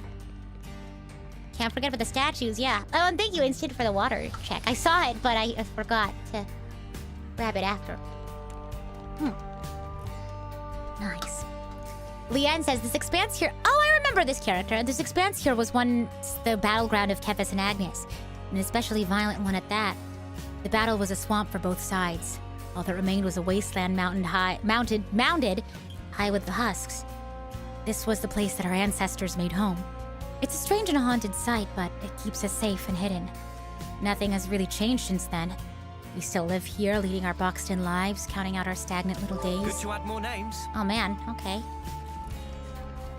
Now it hits harder with you playing Xenoblade 1 and 2. Yeah, I'm excited! Hello. Let's meet more people. So my mom got remarried, and now it sounds like her new partner will be moving in with us soon. How would you guys feel if you're in my shoes? Great, I guess. What's remarried? So mums and dads, they get married. But my dad went and died, and my mom got married again. That sounds way complicated. So complicated I don't even know how to respond. Good to add more names. Okay, Uni. That's true, though. Like, what else can you say? Let's look at the central plinth. Ouroboros' stone. Ouroboros Stones' cage. The object on display upon this plinth is the very first original Ouroboros Stones cage. We're having a little museum day with everyone. It is important to note that initial designs for the monument are said to have included a statue of a 7th founder in its place. Next to no information remains about the 7th founder's identity, and it's possible that this is not due to a simple loss of records. Oh! Rather, historians speculate this is the result of a conscious decision by the 7th founder. Interesting! Now let me look at these people, these statues. House Ortiz. Okay, in memory of the founder of House Ortiz and the city's liberator. Kevesi soldier. Wait, I need to look at this person. This founder was... Okay, Kevesi soldier. That tells me something. This founder was released from the flame clock system by the other founders, and henceforth spent every last ounce of his energy for the cause, to liberate the city as one of the first Ouroboros. With... Oh! What? This is telling me more now. With surpassing skill in mechanical engineering, the founder fought not with a blade, but with a weapon of his own fabrication, okay? He was also responsible for laying the foundations of all the mechanical systems supporting the city to this day. Following the fight against Mobius, he poured the remainder of his days into rebuilding the city before finally perishing at the age of 80 years. Though how he attained that feat despite his origins as a Kevesi soldier remains unexplained. Let me get a good look at you. This is the one that looks like Shulk! You see what I mean? He has like the vest and the shorts and like the hair. Yeah, I would not... House Ortiz. Okay, cool. Huh. Look, Kevesi soldier, right? He has kind of like the hair, you know what I'm saying? And he's an engineer. And he has the vest. Anyway, yeah, nobody... No, let me fan theory. Let me theory graph. Let me consider. Oh, sorry. House... Oh, here we go. House Reed. Reed? In the memory of the founder of House Reed and the city's liberatrix, rather than the founder herself, this statue depicts the founder's mentor figure. Interesting. Standing as a sign of the deep reverence and devotion she felt for her teacher. The founder's master was unconnected to her by bonds of blood. He raised her as would befit a child of one's own. Oh. Though of a common, constant disposition, the sight of him on the battlefield, great red sword... Interesting! Interesting that you would say that. Great red sword in hand. I wonder if he has the sword in his statue. Struck fear into many a Mobius. And though the vicious struggle against Mobius cost this ferocious warrior his right arm, ouch! The loss did nothing to diminish his desire to hone his martial skills each day. Okay, slay. Standing as vivid testament to his indomitable will. I can say without spoiling anything, all the houses are named after important figures in science or arts. That's so cool! Wait, do you have your sword on you? I want to look. Interesting. Huh. Okay. I have some thoughts. I have many thoughts. Monument to founder. Okay, go. House Doyle. In memory of the founder of House Doyle and the city's liberatrix. Am I saying that right? I know, I wish you could go first person. Directly descended from those who established the first original city. Okay. A descendant. Her whereabouts were lost after En's ravaging of the city of Old. Oh, I know about that. But upon encountering the other founders, she committed herself fully to the fight. The founder is said to have a familiar relation to the founder of Vandam! Oh, because that's one of the other founders, right? Yeah, Vandam. With scant extant records suggesting they were likely brother and sister. Oh, interesting. Okay, let's go look at the statue for... Okay. She fought alongside the founder of Vandam then, who was the elder of the two, and brought the power of Ouroboros to completion. Okay, cool. Said to have been bright and wise. This founder laid the cornerstones for much of the city's governance and legal system. Cool. Okay, so you're related to who? The founder Vandam. Let's go here. Maybe they'd be next to each other. Yeah, okay, here we go. In memory of the founder of House Vanda, the city's restorer and liberator, okay? The original incarnation of the city was once later ruined by Mobius and his hand, sure. Founder realized fully the power of Ouroboros, heretofore limited, and fought against N, ousting him. Oh, wow.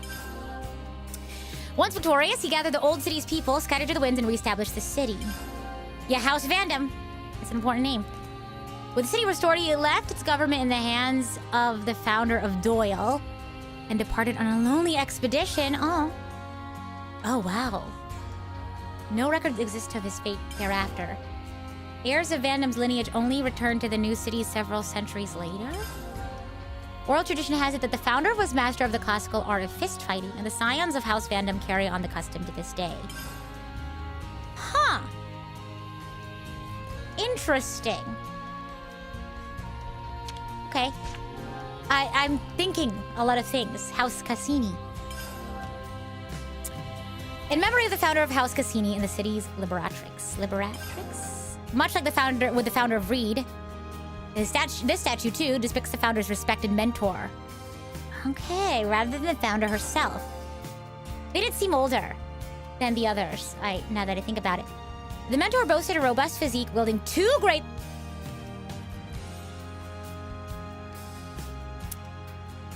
Wait a minute! Who are you? Okay. And of course they don't put the swords on the statues. Yeah, interesting. And yeah, what a weird thing to point out. First a red sword. And now two great swords at once with utmost ease. And facing down Mobius despite the loss of one eye. Oh my god, first the arm and now the eye. Ouch. He lived his life an unsophisticated sword, broad-minded but impassioned. Okay, it is said to have aided the founders in the fight against Mobius, physically and spiritually. He was further reported to have been a free spirit whose qualities influenced the other founders, still young and impressible when the city was restored. Indelible proof of this rebellious spirit can be seen time and again in the ethos of the house in generations to come.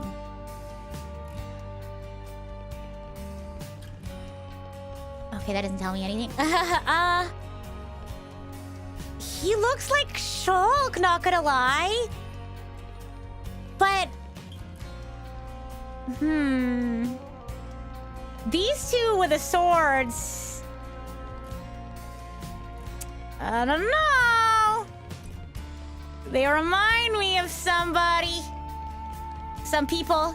Some guys. Some dudes. Interesting. I'm very intrigued now. It finally clicked. Well, why didn't play 1 and 2 when I had first played this? Is this above? I think this is above. Hold on. No, it's not. We gotta go back upstairs. There's still one more. Is there?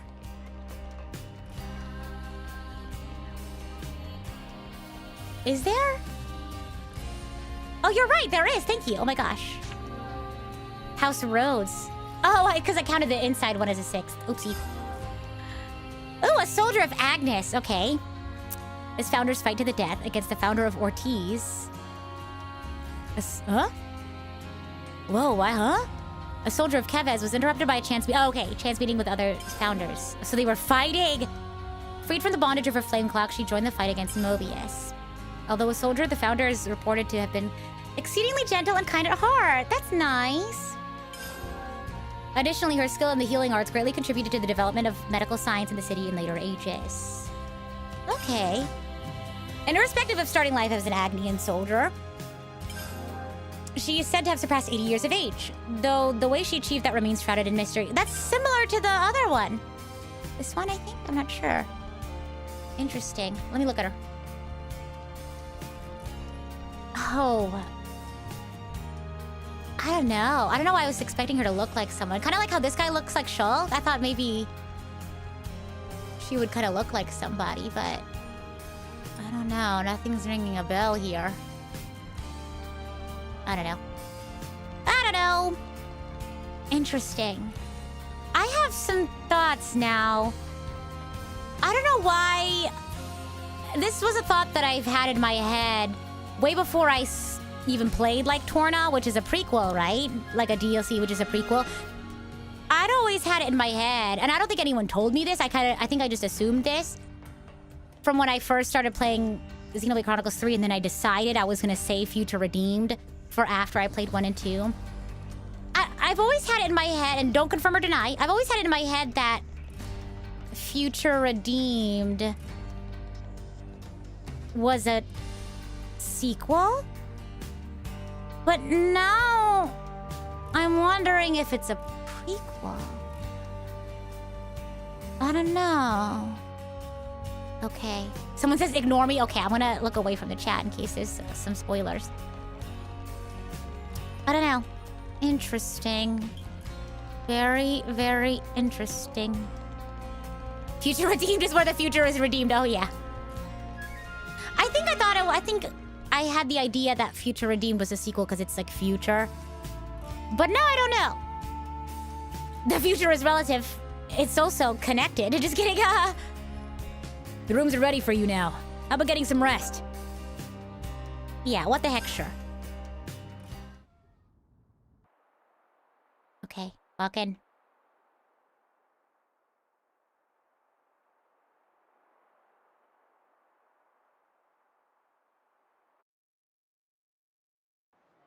N, you say? You know him? I know of him, definitely. Yeah, I was gonna say, it's in the history museum. He's been a real thorn in the city's side. Sounds rough. He slaughtered many of my people in cold blood. Huh. Why bring him up? Well, no reason. Hmm?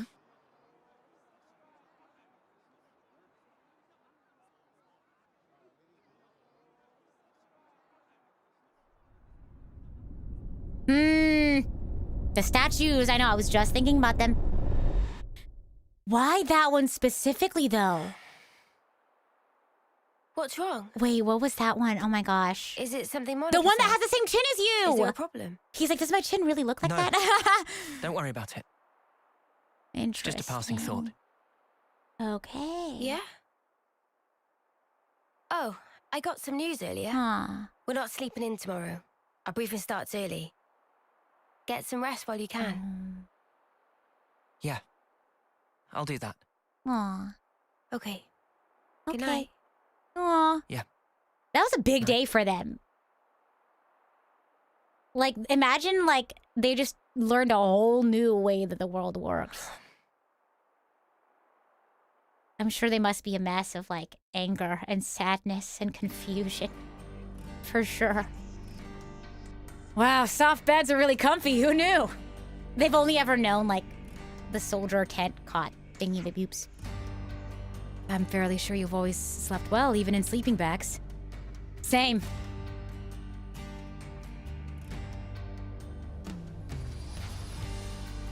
You lot. Weren't you even a little nervous? Clearly you were nervous enough for all of us, judging by those dark Circles under your eyes! Oh! He's a thinker. I couldn't just meekly go to sleep after getting here and processing all that information. That sounds more like excitement than nerves, if you ask me. Oh, their clothes are kind of dirty. I wonder if I should go clean them up. Well, it looks like last night's jumble of information will be sorted out in the war room. Right.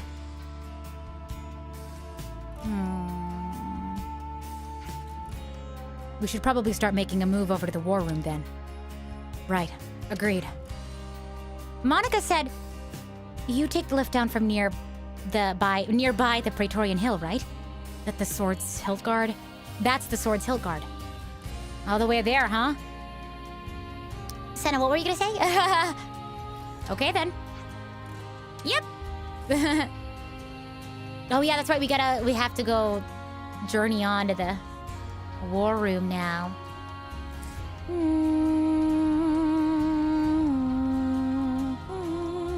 Oh, we have 1 hour. Just over 1 hour until the premiere, okay? I love your bottle. Thank you. I'm playing Peak. Yeah. Oh, yeah. I am, for the most part, replaying this game. It's my second time playing the game. We're just having constant yap sessions about that. So, if you just tuned in, get ready because I love this game and I like talking about it a lot. But there are parts of this game that I haven't played yet. For example, we just played a hero quest for the first time, one of the DLC hero quests. So I haven't played Future Redeemed though. That we're gonna get to after I do this replay. Down to the war room. Yeah.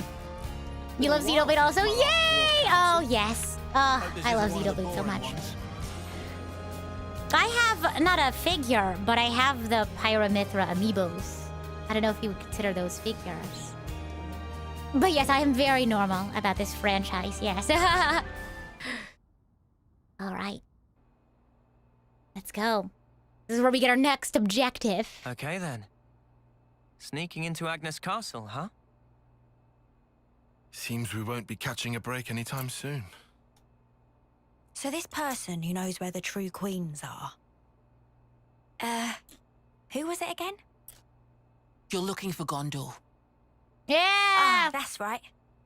So then, we've just got to find this Gondor, break him out of the prison camp and get the spark out of there. Luckily, they don't kill us immediately after Oh my we've been gosh. captured. Oh my We're held gosh, the beneath prison. castle, in a detention facility. To perform forced labor. There's that as well. But mostly, it's to set an example. Example? On the day of an eclipse, once a year, they Uh-oh. hold a mass execution of prisoners at Hope's Rest. There's two kinds of people in the... Three edge. kinds of people in the Day of Eclipse. It's either you're normal about eclipses, you're a Xenoblade 3 fan, or you're a Full Metal Alchemist fan. Whole event gets projected high into the sky.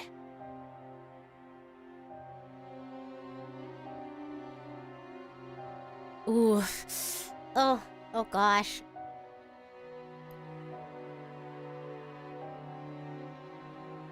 Oh.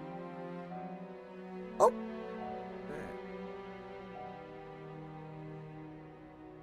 Oh no. So that's what you meant. It's to show us we're powerless. That's so crazy. And the place they do this is Hope's Rest. What kind of sick joke is that? I'm not laughing. Just kidding. The next eclipse falls about a month from now. Dun, So that's dun, our dun. deadline for what we've got to do. Contact the prisoner and get the intel on the queens. Crazy. A month. Oh.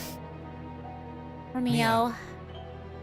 Well, no two ways about it. I think we better get like started now. time can be very Yeah. triggering for her for And sure. we better hurry. We can't waste a single day. Let's say we make it in without a hitch. Won't the you-know-what give us away? Uni, I don't think we do know. The red glowing Mobius eye thing. Oh, Yeah, right. Those eye patches I gave you? There's a special alloy embedded in them. Long as you got that, you'll be near invisible. Slip clean under their noses. And after we've got the info, how do we get out? You've put the Kevesi Annihilator out of commission. I'm sure you'll think of something. Even if we get out, what about your lot? You don't need to worry about them. They knew the risk. That doesn't make it okay. Yeah, well, that's how we do things. But still, I'll tell you too. Be prepared to make sacrifices. Dun dun dun. Ominous foreshadowing. Oh god. But that's real though. I mean, what they're trying to do requires a lot of All right. sacrifice. Wow. However, only as our Wah. absolute last resort. Is that fair? That's awfully kind of you. But kind doesn't win wars. There's a Nopon called Samon in engineering. He'll be able to find you a way into the castle. Okay, Get the details that's from where I him. wanted to get to. We're not gonna set out today, is my plan. Maybe for next time, right? Mr. Samon's engineering department? Go down the lift near Dog End Cliff and you'll find it in no time. It's the big lift you took to get up here. You know the one? Right. Well, that's it. Ciao. I don't think Noah can speak that language. Oh, what? You're not gonna show us the way? There's a strategy meeting we have to be at, discussing what to do after the infiltration. Oh, you're infiltrating the prison too? Well, it was originally our plan. Ooh, ouch! I can sense the hostility here still. I see. Looking forward to working with you, then. That's right, Noah. You stay classy. Yeah, sorry. Not gonna be all buddy-buddy with you. That's fair. He is rather upset at the situation, so... I'm not saying that. Look at it from their perspective. We essentially took the Ouroboros powers that were originally intended for them. But... What does that have to do with any of this? Let's just play our part for now. We should head to engineering. Alright, let's go to engineering. I'm, like, wondering if I have the cutscenes in order. Because it's a specific cutscene I want to get to. But maybe we gotta talk to Samon first. So let's do that. We still have time. We still have an hour, so let's do that.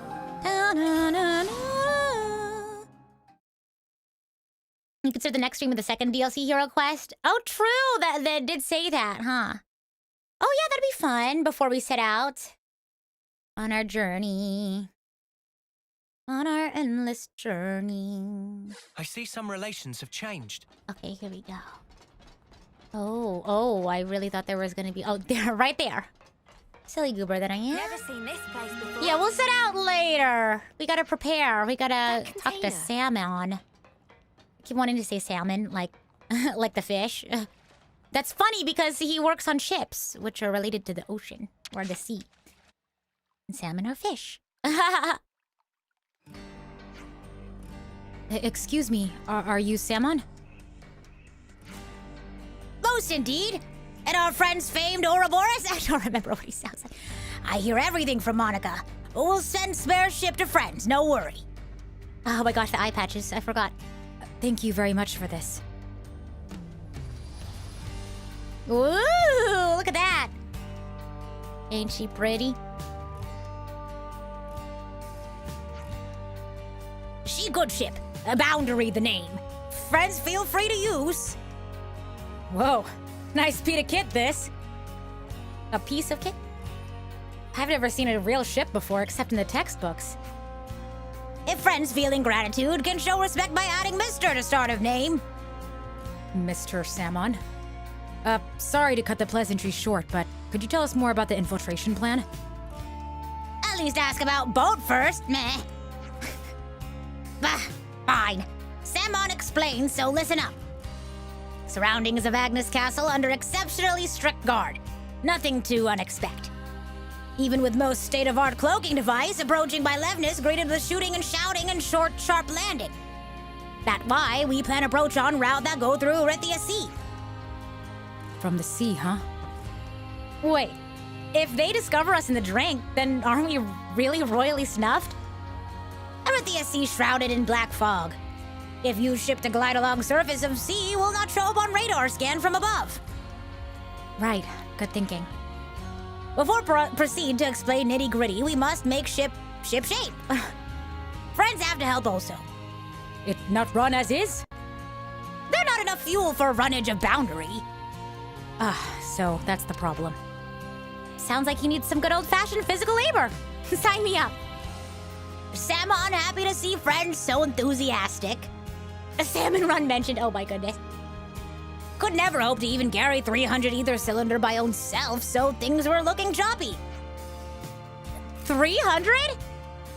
Do we really need that many?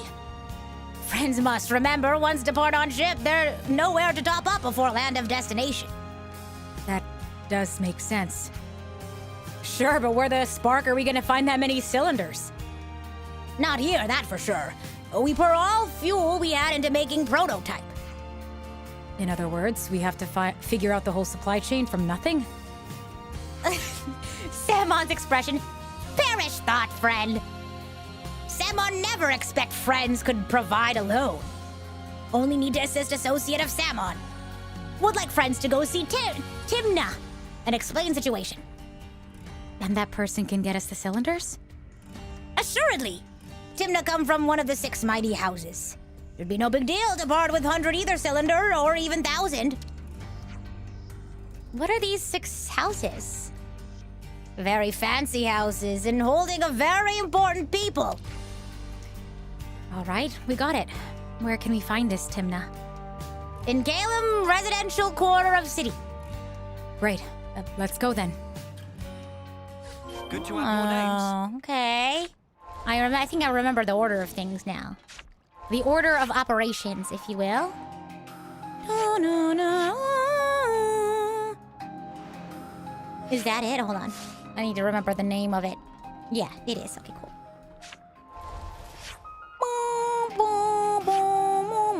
Is this the closest? I think it might be. Yeah, sure.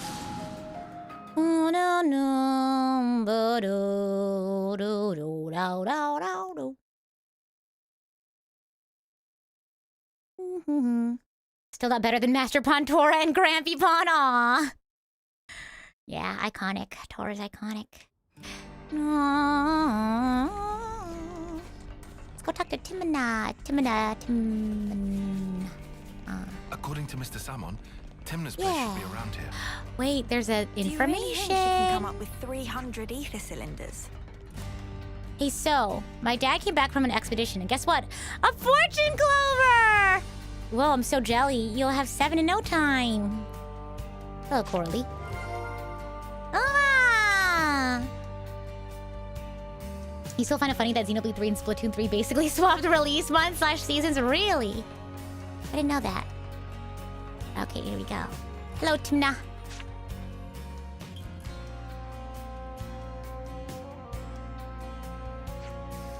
Miss Timna, we've come on an errand from Samon.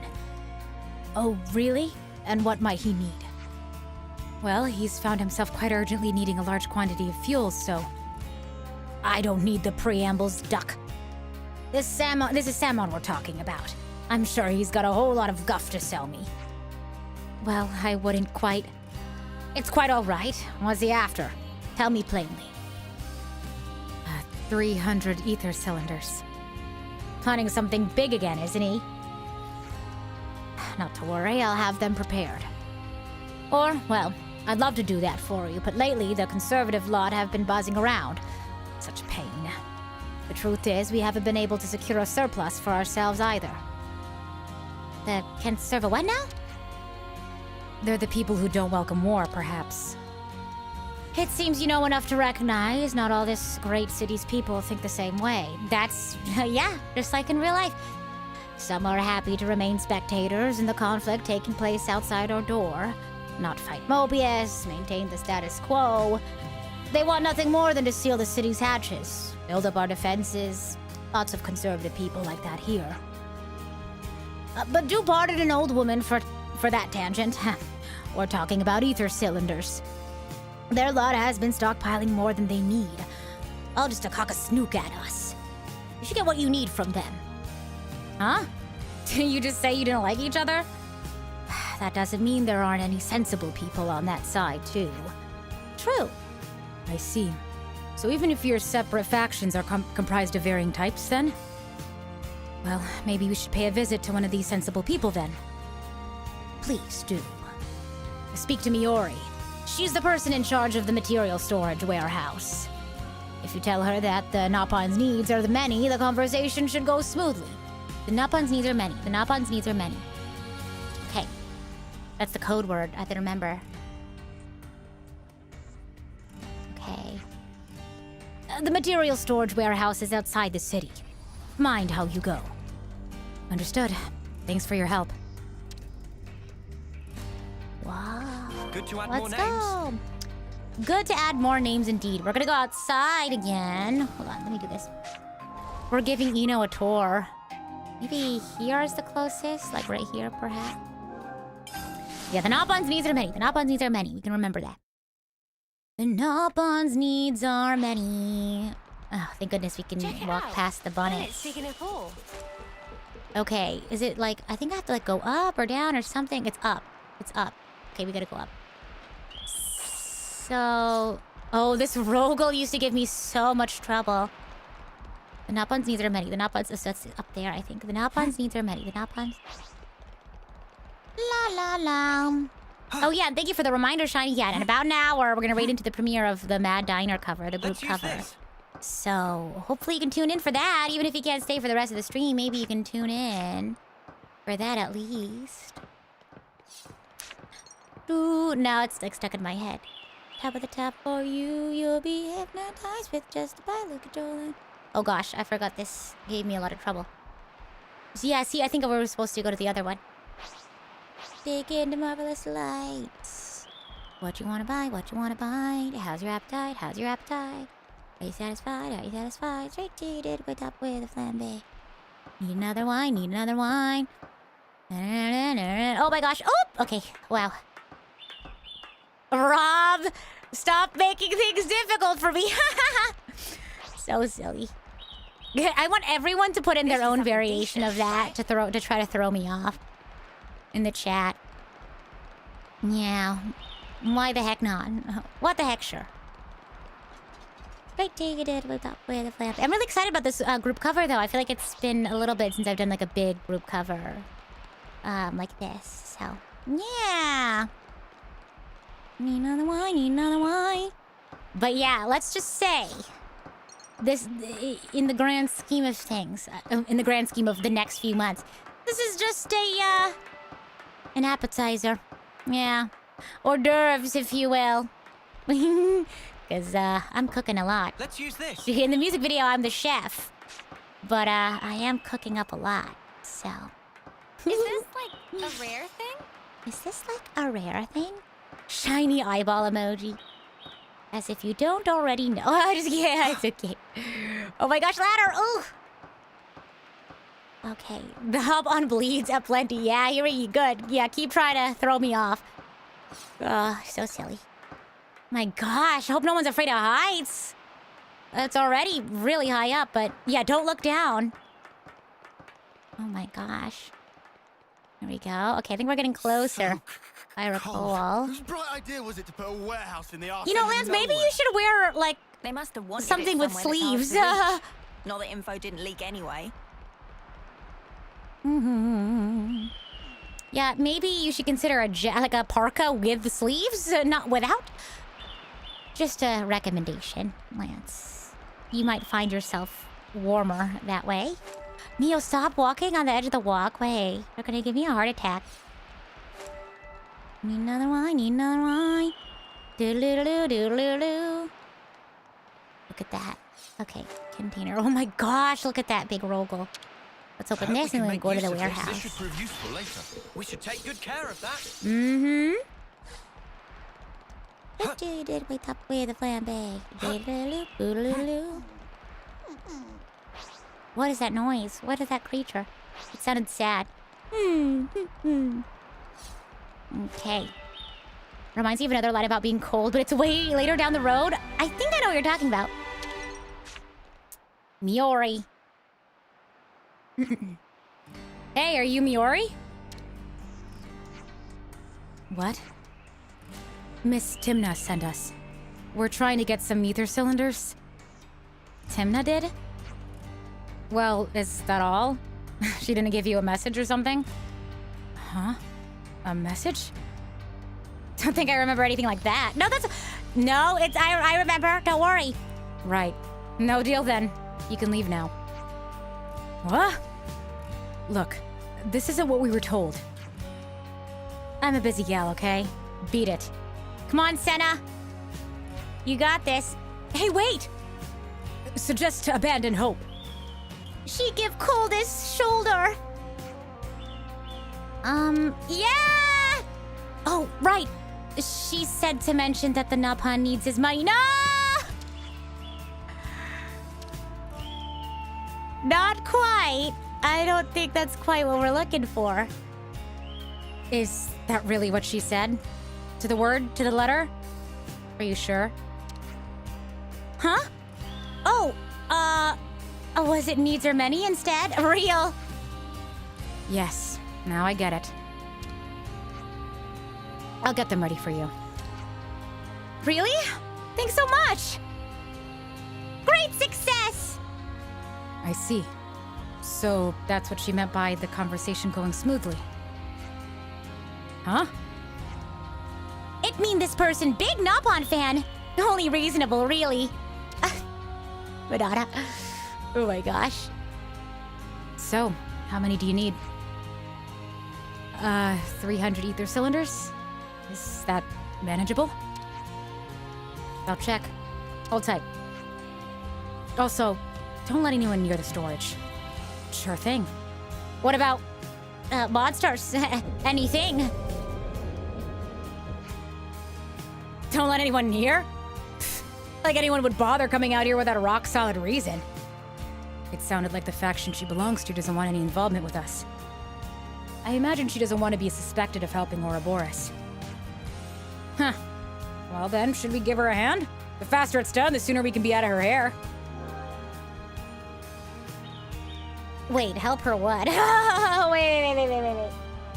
You could answer this, Archangels. Help her what? Help her with keeping watch? Or help her with getting ether cylinders? Sorry, ADHD moment. Uh-oh, zoned out. That's okay. All good. I always get... No. What I'm asking is help her with what? I don't remember what I did here. All I remember is I fought monsters last time. You think it means help her collect the cylinder? No, well, she told us to keep watch, so I'm gonna stay put. I remember last time, though, whatever answer I chose, I ended up fighting monsters that, stopped by. And she said she seemed like she got it, so I'll just stay put. We're on watch. See? She said not to let anyone near. I would assume that includes us. Yeah, let's keep watch like we were told. See what I mean? Yeah. Because is it helping her also, like, keeping watch? Because she said to keep watch, so wouldn't that be helping her? See how I get confused about these things? Something up, Mimi? I just heard something. It's coming this way. Oh, yeah. Here we go. Easy peasy. Whoa, check him out. Why are they so big? Let's take him out before things get messy.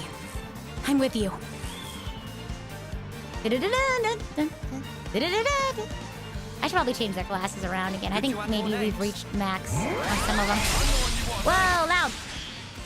I think once we get to the stopping point... Well, I'm Noah now. I didn't know that. Oh, well, sure, why not? What the heck, sure. What was I gonna say? I'm getting kind of hungry, so I think we'll probably just stop when we get to my stopping point. Because I'm getting kind of hungry. And then next time, oopsie, we'll have, the seed to look forward to. We're gonna set out on the boundary. Oh, you're joking. Noah, wake up. Now's not the time. Oh, come on. Now's not the time to fall asleep. Everyone's, like, fighting, and he's just there, like, falling asleep, standing up. Come on. I'm doing this as fast as I can. There we go. Okay, well, let me help. Am I awake now? Okay, goodness. It's like, how tired are you to fall asleep standing up? Oh my gosh, my desk fan died. No wonder I'm so warm. Goodness gracious.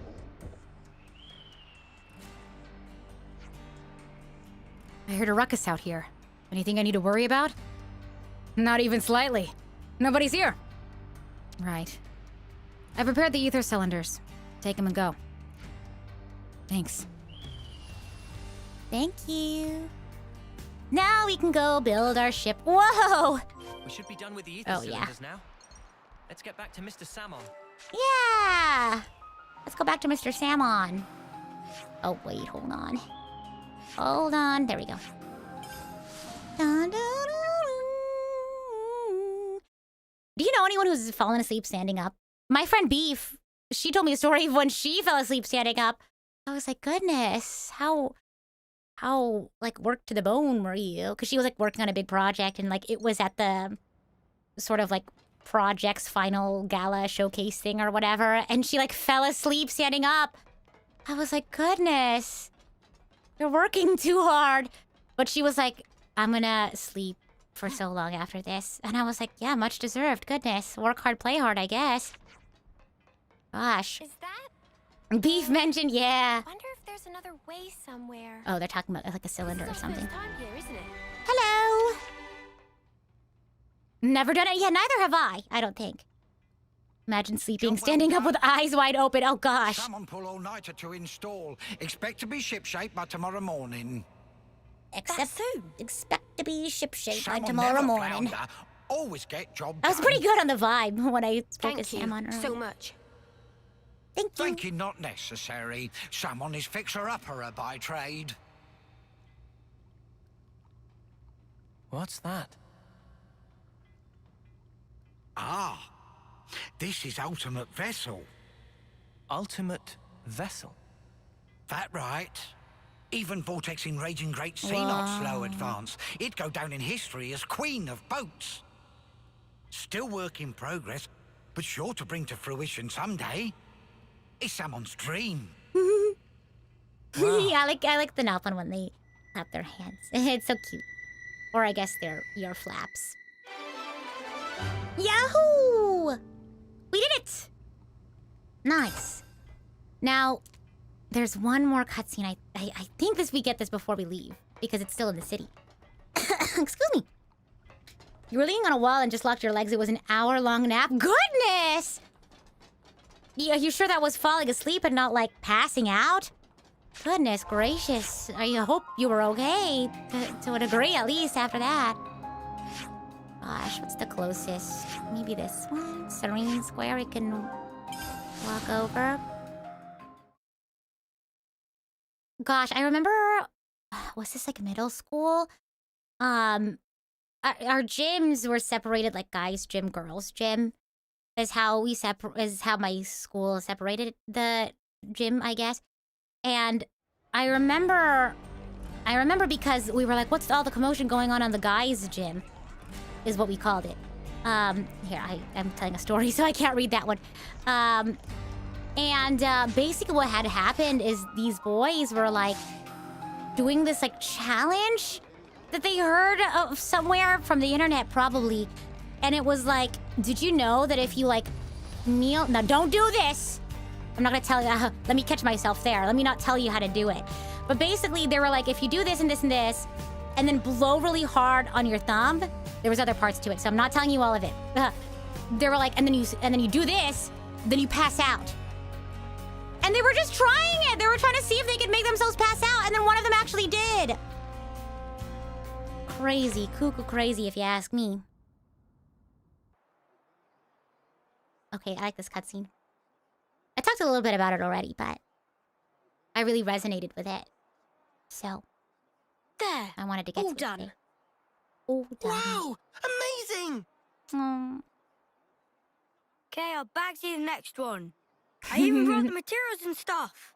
Make me something mega cool, yeah? Sure. What kind of blade do you want? Sword? Gun? Fists. Okie dokie. Aww! Hey, This is so sad. if we didn't have to fight each other, you think that could have been Yoren?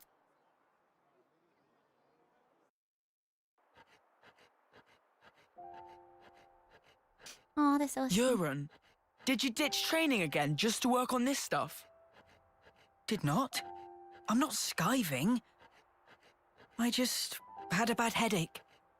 I gave notice too. Excuse me? No one did that for you, right? Yeah, I'm used to doing it. Okay, it's done. Hold on. Cute. Is that...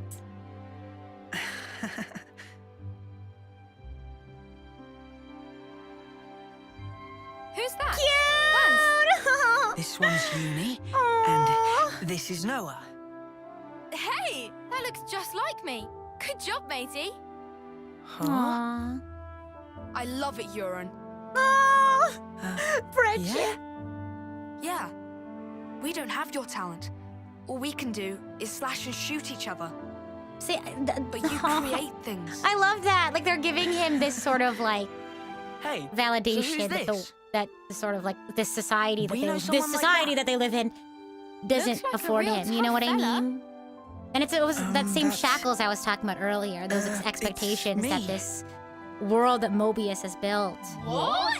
The shackles This that is have been put on you. Lauren. You know? It looks nothing like you. Yeah, but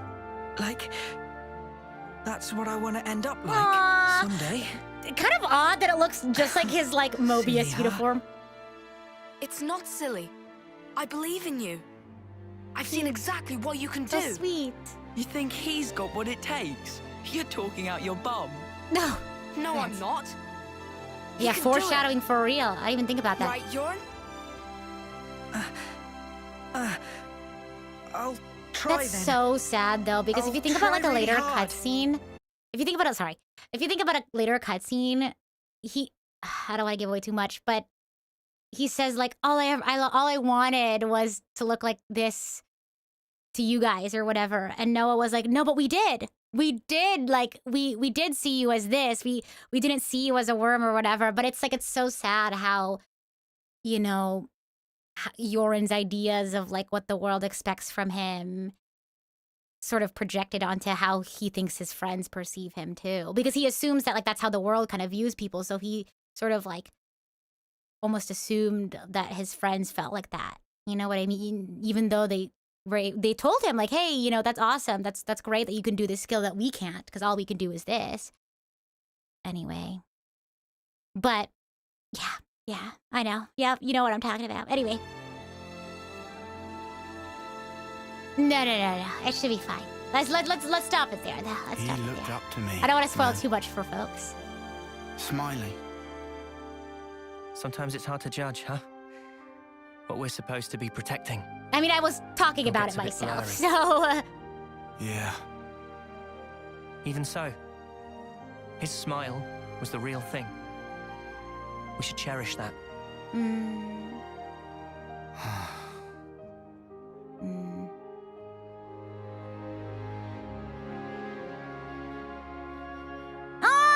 Next time we'll think twice about who really needs punching.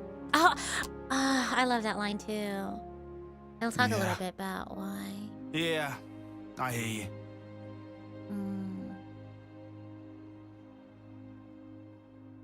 Cute! Oh, the power of friendship. Oh my gosh. Literally sobbing. Oh, okay, there's more. Okay, all right. Oh, yay, Yuri! Oh, wait, I didn't realize this cutscene was also here too. Okay, yay! Oh, this is great. Can I talk about the Lance one first before I forget? And then, of course, we'll continue the cutscene. I talked a bit about it already, so I'll try, keyword, try not to talk about it too much. But I really resonate with that moment too, about what I had said earlier about feeling not just anger, but also like grief, you know? Because I'd mentioned earlier that grief isn't just like losing a person, right? Grief is also like being sad about what you could have had. You know what I mean? The loss of what you could, the life that you could have lived, the person you could have been, or even with like, I guess in Lance's case, the person that Yoren could have been. You know what I mean? Because yeah, he's a bad guy, sure, but that was their friend. And if you think about it, like those were the shackles that were on Yoren, right? And sure, on one hand, it's like, you know, you can choose what to do. Again, it's the whole balance of like nature versus nurture, I guess. But it's like, Lance can't help but think, if it weren't for these shackles that were placed on Yoren, you know, like, you think that could have been Yoren, like just free to like play and enjoy and create and things like that. So I feel like he's not just grieving. I think they're all kind of like not just grieving the life that they could have had, but also the life that their friends could have had, you know? And I don't know, it was a really powerful feeling. And then I also like that line, I mentioned this just now, when Noah was like, oh, we'll think about who really needs punching or whatever. Because the fact that they know the truth of how the world is now, that they were forced to fight, to sort of continue to keep like fighting, I guess in the physical sense, in the literal sense, it feels kind of weird, you know? It's like, now I know the truth of all this. So it's like, you know, what am I really fighting for, I guess? So him being like, we'll think twice about who really needs punching. It's nice because it's like, we're not doing this battle because we have to. You know, it's like now we can choose this. This is our choice to be like actively like understanding what like what we're doing and choose that, right? So I don't know. It's a nice moment of like we're taking back this agency in our lives, which I think is really nice. Yeah, I don't know. What do you think? This is what you love about Lance. He's not just a meathead, but he's actually really thoughtful. Oh, absolutely. He's very thoughtful. He's also a very like emotional person as well. Yeah. So I really like that moment. I love their friendship. So yeah. Okay, go. Any other things in chat? Okay, continuing on. Oh, don't skip it. I think I remember this one too. Sort of conversation. Yep. Mm-hmm. I forgot this happens until it just happened.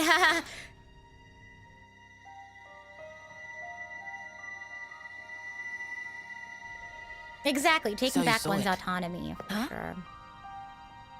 Your husk. Your own lifeless husk. You've come across This it. is actually, yeah, this is a great conversation. How did you... remember. Your eyes. You looked like you were gazing into your own past. That's crazy. That's Live long enough crazy. and you learn how to figure out stuff like that. Oh, it hasn't been as long as you think. But folk do tell me I'm pretty sharp. It's that wisdom. How come you don't wake these guys up? Can you use the help? Or is it because they'd just be Mobius fodder? They can't be fodder.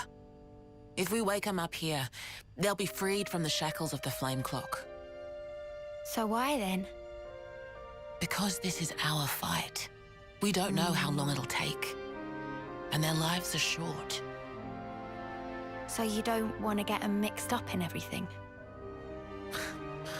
That's one reason. And the other? People need to learn who they really are. What they have to leave Snaps behind to for that. posterity. Snaps to that. I want them to wake up in a world that affords them that Yes, yes, yes, yes. Absolutely. How do we I love this discover scene. who we really are? That's so crazy. That from the husk. Yeah. You won't find yourself there. Huh? So real. You've got to look to the present and the future only. That's the so one in real. the past, it isn't you. Ah, that's so real. You didn't make that, and it's not yours. Make that. Snaps to that. Snaps to that.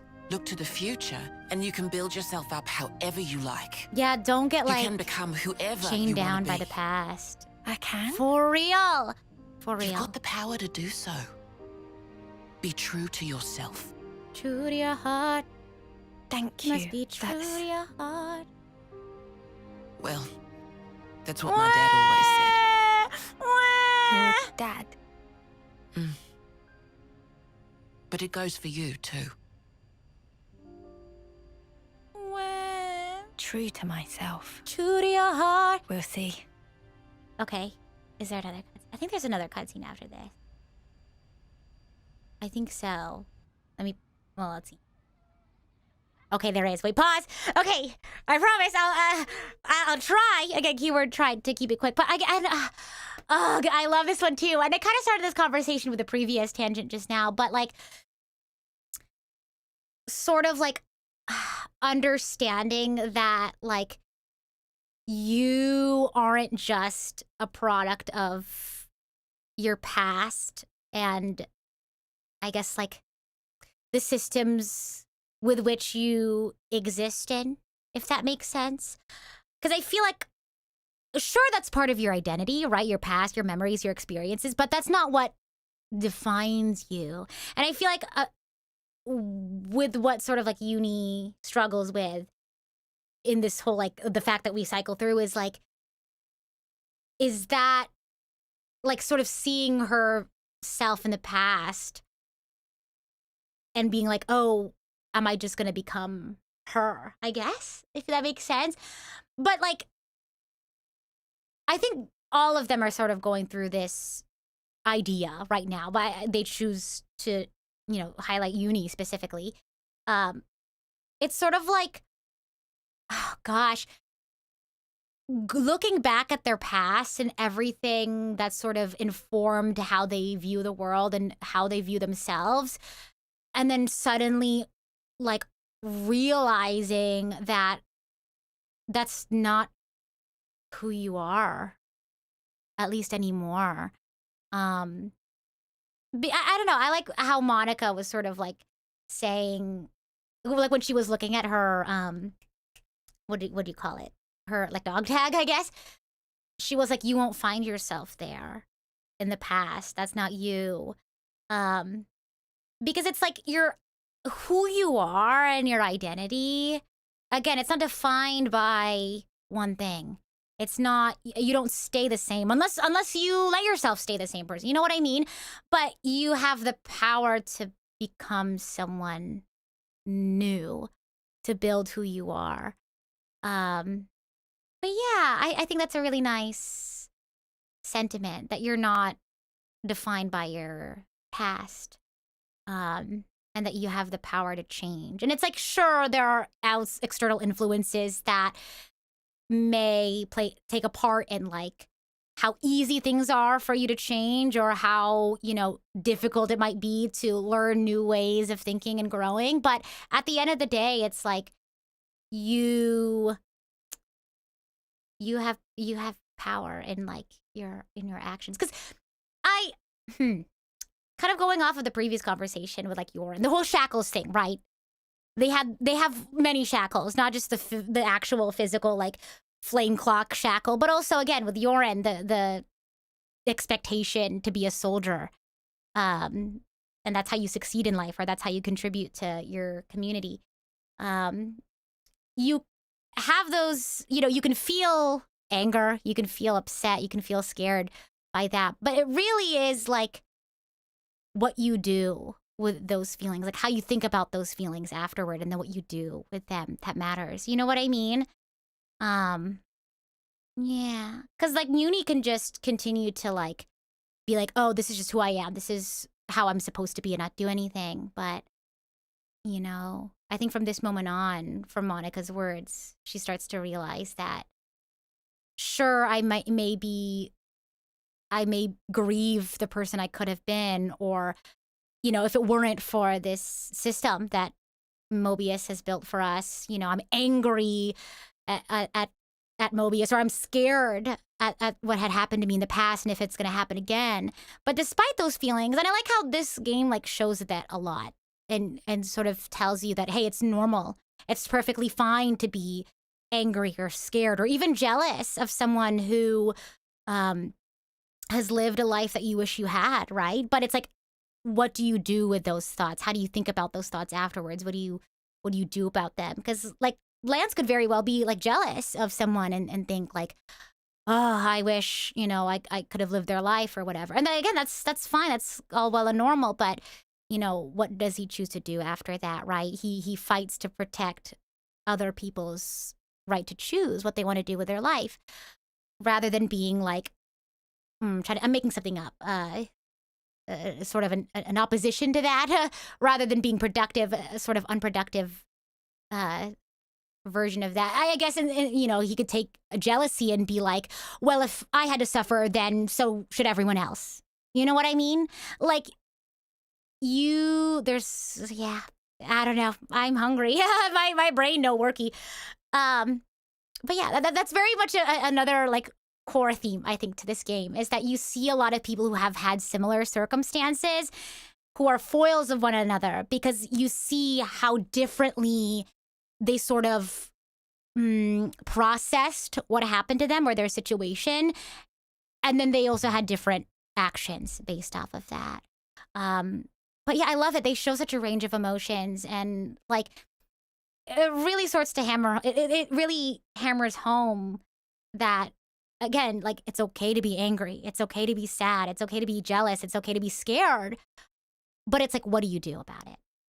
That really sort of defines who you are and who you become. You know what I mean? And we'll see those with some of our foils later, but it's time to continue. It's time to eat some soup. Truth No K2Y, are you here for the Mad Diner premiere in half an hour?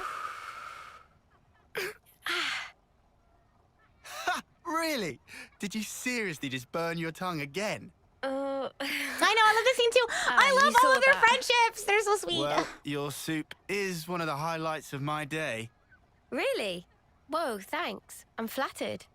It was just the truth. Want some to taste test? Thanks, For Todd. real? Oh, good thing I got off For early. real? For real. He does kind of give Skull vibes. I'm not gonna lie. Ryuji vibes. You enjoy cooking? Oh, it's been drilled into me. It's a ritual now. Yeah. Can't really start the day Sort of for without like making a comfort pot. thing. I love that. I get you. What's everyone 2 else's months, sort of huh? like comfort routine Since that thing? battle. Yeah. Wow, 2 months. Isn't that crazy? You're tough. No joke. Eh? Period. We heard Yes. from you Yes. Yes. that you're just like us. Mm-hmm. Oh, that part. I love their I've been friendship too. plodding I love all along, the. Oh. Playing it all cool. But when we saw him again, I thought, Yeah, the cat's done nah, saying yeah, snuff for all sure. of this. I'm scared too. Just Yeah, so you know. see, and I love how they validate each other. I Since love Monica that. told us the And like whole they truth. talk about. I hope. This is great. This is great. No. I'm sure I'll see Miyabi again. I'm so sure of it. Hard, wasn't it? Hearing that. Yeah. But it sure beats ignorance. That's what Real. Noah thinks too. Real. You're hard as nails.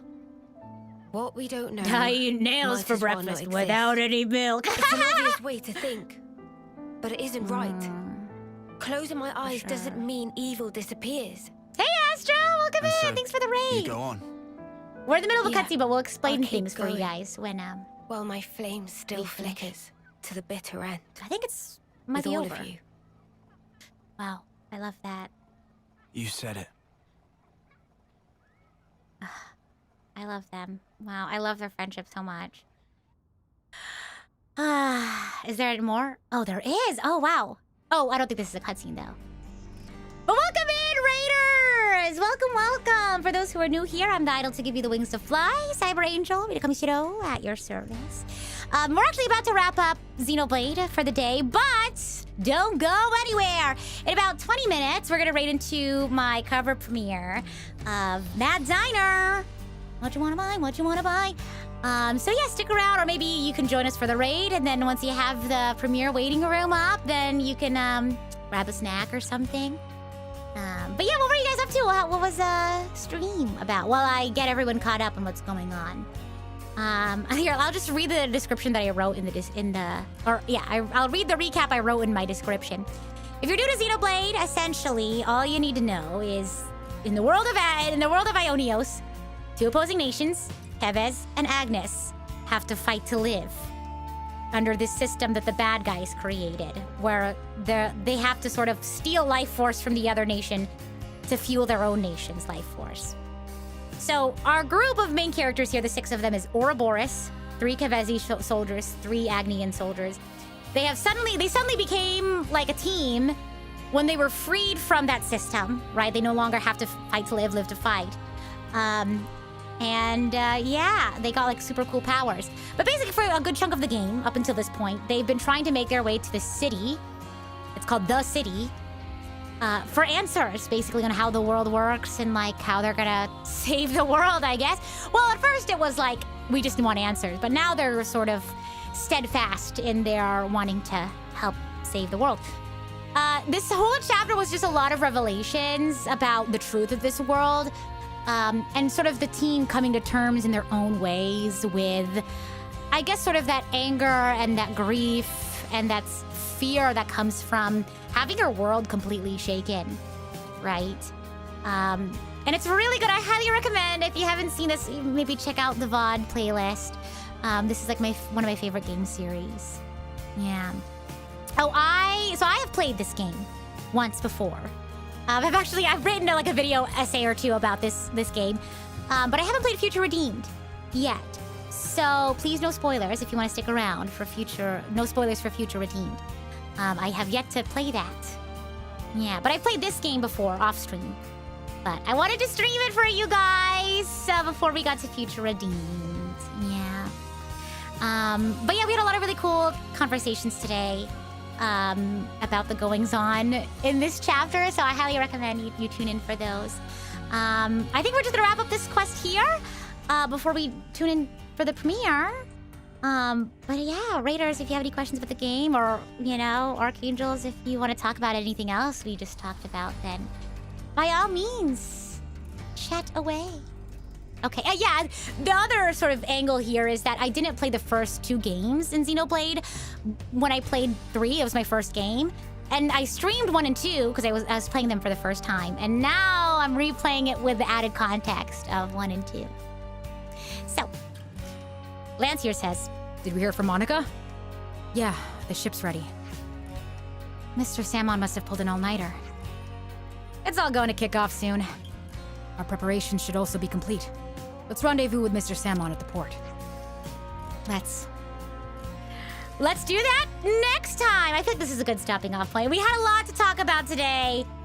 And I think a good, 20 or so minute break before the premiere is a good idea. So, thank you all so much for joining me. And Raiders, I know you only got to tune in for a short time. But again, if you want to join us for the raid, the premiere is happening in 20 minutes. We're going to raid right into that.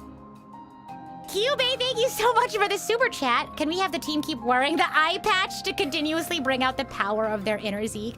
Oh my gosh, I didn't even think about that. Yeah. I wonder, can you? Can you keep the eye patch on even outside, even inside of the city? For those who don't know, there's a reason. If you're a raider, there's a reason why they have to wear eye patches outside of the city. But yeah, so tune in for the premiere. Stay tuned. And then I have another stream on Sunday evening.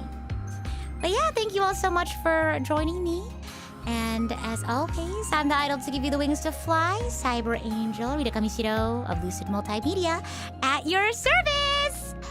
Bye!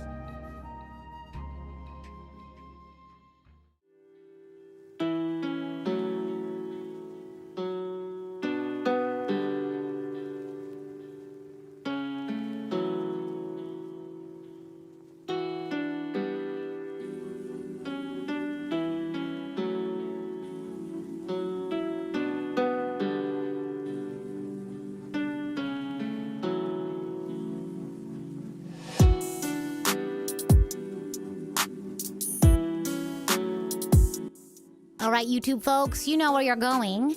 But I think to the Twitch side, I think I found someone doing a first playthrough of XC3. So just keep in mind if they have any spoiler about backseating tags and other rules. As per usual, it's good to check for other people's rules. I know sometimes it's easy to forget. But yeah, have fun. Or if you also want to join us on the YouTube side, that's cool too. But I'll see ya when I see ya.